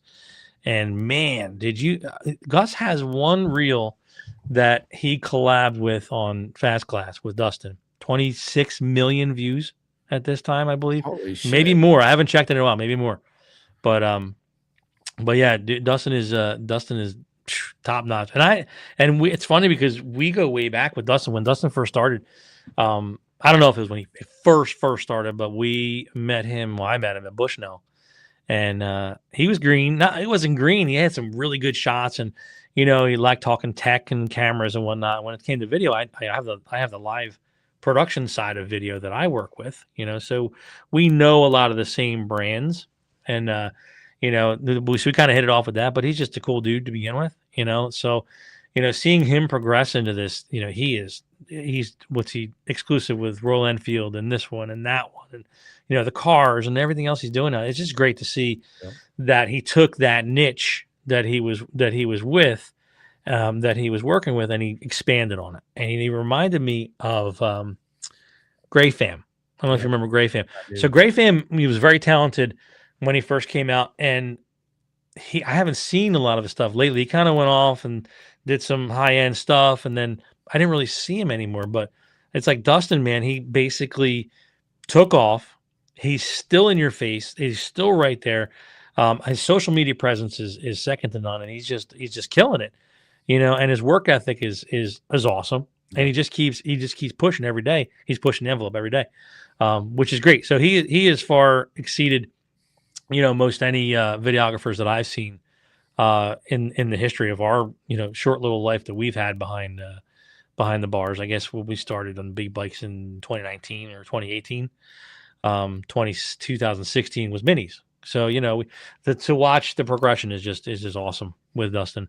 But no, the guys in the media suite, man, they're all really cool up there, and they're all like Sean Bice is really cool to deal with, you know, and he and I talk on a regular basis. You know, he's really, really down to earth guy. And, you know, when he heard about, you know, the whole Ben Gloddy thing, he was like, you know, Ben's mom told me not to tell anybody, but I'm calling you. And he called me immediately. It's like, of course, it's an understanding, right? I'm not going to be mad at Ben's mother for saying, you know, Christina's going to say, you know, don't tell anybody yet. And then Sean's going to tell me, and then I would tell Sean, hey, you know, I'm going to do this, but don't tell anybody yet. You know, and he would call Christina and say, oh, so he's riding rodeo, you know. So you know, it's cool. It's a cool little family, you know, that we all get each other, you know. But we also know that, you know, when I tell Sean don't say anything, or when Christina says it, he says it to our immediate clique, right? So he knows not to go outside of this group of people, which is cool. But now the cat's out of the bag anyway, so it doesn't really matter.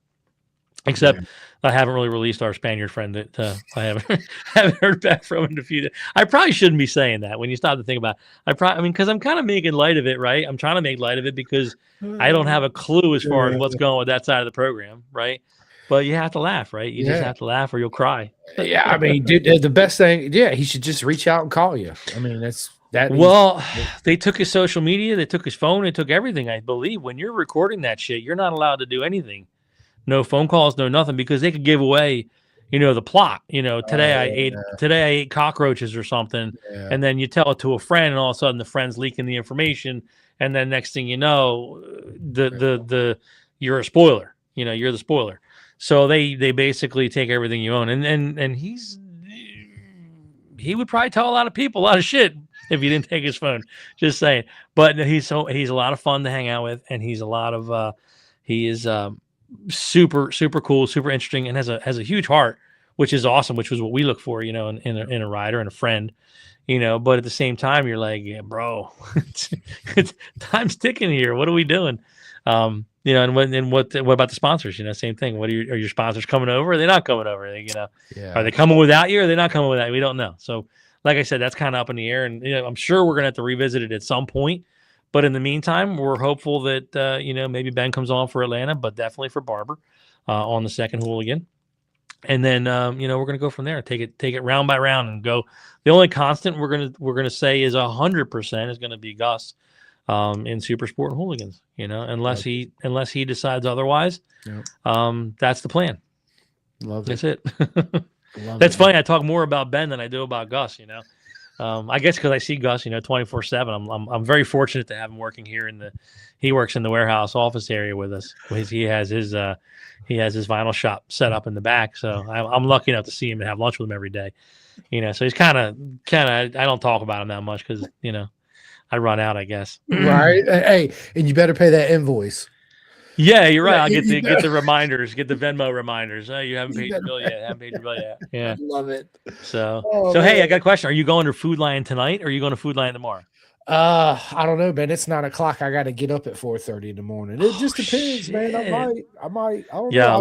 Listen. You got a big old hug, bro. You got to take that kid to Food Lion. I'm just saying. I know. I'm the yes man. If you have already figured that out, right? So I'm like, yes, let's do it. Let's go, right? Like I don't care. I'll get 4 hours of sleep. I'm good with it, right? Yeah, we need sleep. Dude, I'll sleep when I'm dead, right? Like, exactly. I'll get all the sleep I need then, right? Yep. Yeah. So, one thing I do want to shout out, but before we end this, man, is the corner marshal workers. Big shout out to all the corner marshal workers out there, right? If it wasn't for you, we wouldn't be showing up doing this, right? Yep. 110%. So if anybody's interested in getting in corner marshal workers, hit me up. I'll put you in the right people at Moto America and get you out there on doing some corner marshal work, right? Yeah, it's a lot of fun. And one more thing too. Oh, I got one too before we got. I got to touch on that. So go ahead and finish up. Listen, if anybody wants to buy anything, keep that shit in the industry. Don't order that shit off of Walmart and Target. I don't care if you save 15%. Listen, these guys out here busting their ass, showing up on the track, making these products. How do you think they get there? Mm-hmm. Keep it in the industry, people. It's very important. Yep. 100%. So going back to corner workers, right? Quick story, because this is a great story. We had a good friend, Bob Beasley, his name is. He came out and he's kind of been like, hey, I want to help you out want to help you out. Well, we met Bob Beasley in 2019, our first year of Junior Cup. Now, Bob Beasley was a corner worker at Pit Race, right? Gus goes off track, crashes, first crash, Moto America, stressing it out, ends up in the corner worker station with Bob Beasley, right? He's a corner worker.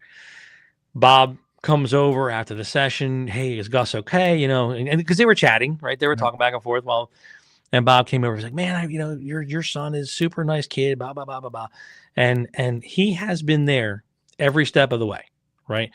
Every time he's at a track working the corner workers, he'll come over and say hello and whatnot. And then he'll show up at the track when we're racing and he's not, because he is an enthusiast, right?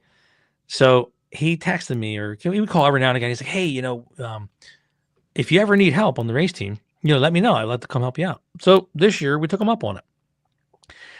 I regret not doing it sooner, right? Because this guy, Bob Beasley, one of the nicest guys and the most intelligent, knowledgeable guys that we've ever worked with, and hit it off with the family. We're just chilling the whole time. But the funny part about the story is, that all the corner workers, it's a clique, right? It's a clique. It is. So a lot of the corner workers that he worked with at Pitt and here and there and here, well, they're all at Daytona, right? So he was telling me stories like, that all these, the corner workers are coming up to me one by one, and they're like, "Oh, you went to the other side, you crossed over."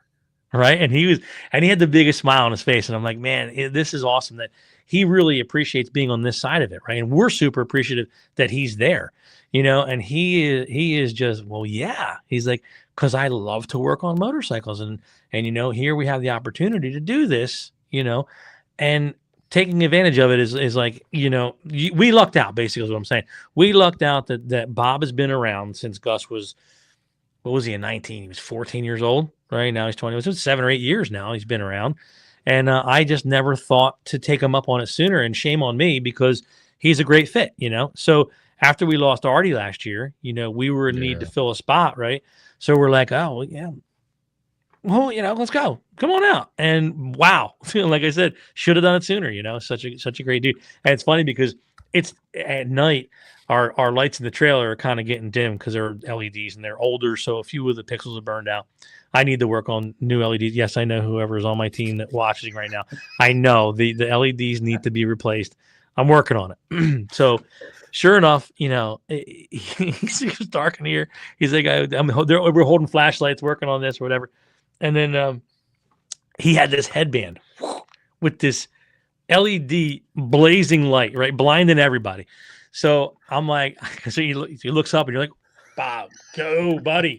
Right. So sure enough, the round's done. A couple days later, Amazon shows up in the mail. It's a 6-pack of these headlamps for your hat. He sent it to us. So we're all going to have hats with the headlamps on our hats come Atlanta. So, he bought me another round, right? I won't have to fix the LEDs on the trailer for another round. But yeah, so it's a funny story about the whole corner workers, man. It was really cool to see. And I don't want to call it the evolution of a corner worker into a mechanic, because he's always been a mechanic, right? Yeah. And he'll always be a corner worker at heart, because their niche, their clique is they're so tight. They really are. Yes. And they all know each other. They all talk and they all know, and whatever rider was an asshole to them at whatever around, they all know. Yes, they all got his number, right? And he made it a point to say, Gus was the most respectful rider, super appreciative and always has been, and you're like, oh man, really appreciate. And then the opportunity came that we would actually get to work together, which was really cool, and I appreciate it. So I texted him, man, I appreciate it. Coming to Atlanta, he's like, yeah, I'm gonna try to get off work. I'm like, all right, cool, come on down. So yeah. Speaking about Gus, that's a reflection of you though. How cool Gus is, how nice he is. Well, thank you. Thank you. Right? Yeah. So. Yeah. Well, I want to see Gus when he gets to 55 years old and see if he's as jaded as I am. see how it plays out. We don't know how it's going to end up, right?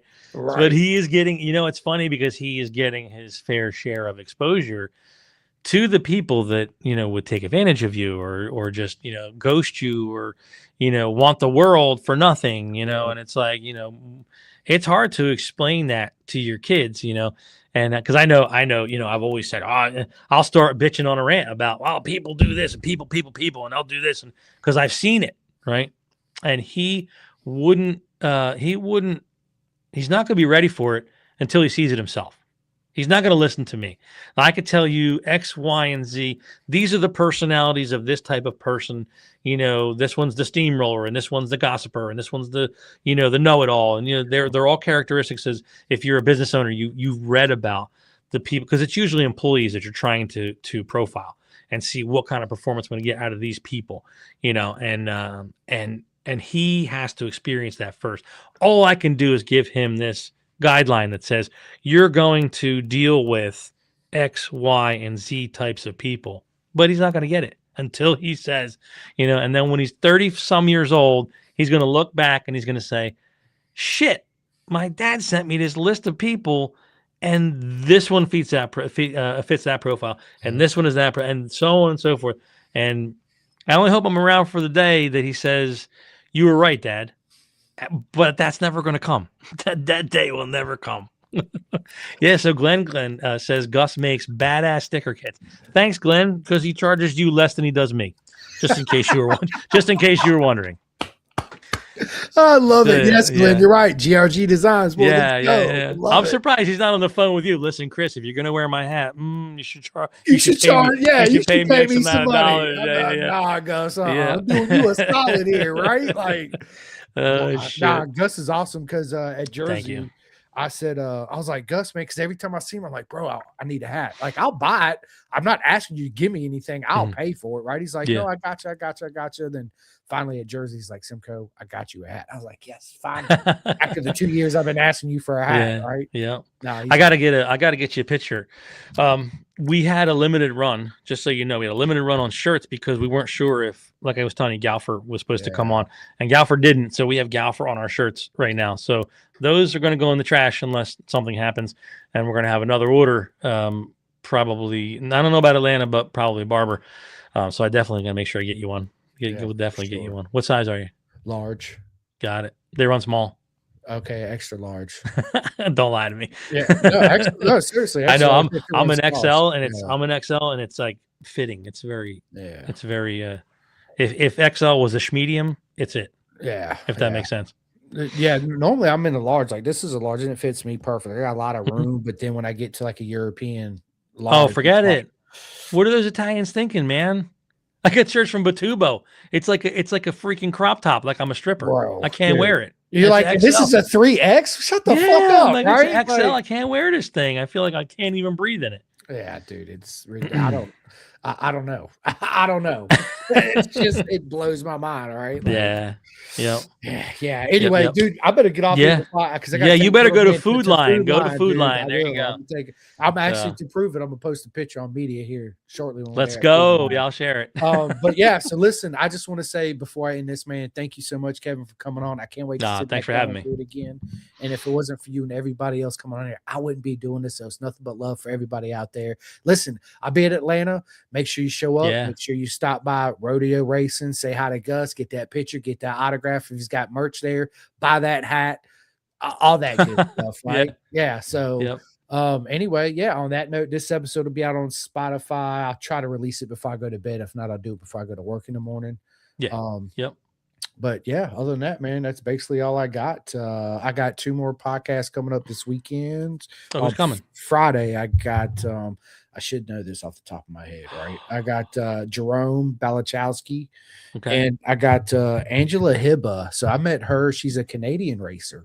Really? Yeah, and I met her at she come out and hung out with me and Kenny Abbott at Daytona. No shit. Yeah, got her in a There's money in Canada. There's purse money in Canada. I know.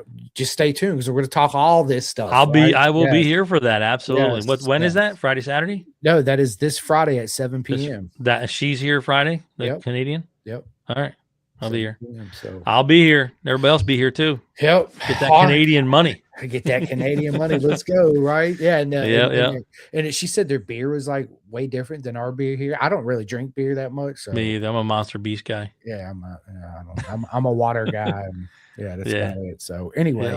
All right, Kevin, I appreciate it. All right, brother. Sure when you tell Gus, you tell him I said hi and tell everybody I said hello. And we'll do the same. You guys soon, bro. I'll talk to you soon, Kevin. Later. All right. Later, bro. Calling all two-wheel enthusiasts, get ready to rev up your earbuds with Pin the Gas Podcast, the ultimate motorcycle racing podcast, hosted by Chris Simcoe, one of our very own excellent leaders here in Roanoke, Virginia. With expert analysis, behind-the-scenes stories, and exclusive writer interviews, Pin the Gas Podcast delivers the adrenaline rush of the racetrack straight to your ears. Whether you're a diehard fan or a curious newcomer, you'll gain insights that will transform how you watch and understand motorcycle racing. On your favorite podcast app, join Simcoe as he takes you on a high-speed journey through the world of motorcycle racing. Pin the Gas Podcast.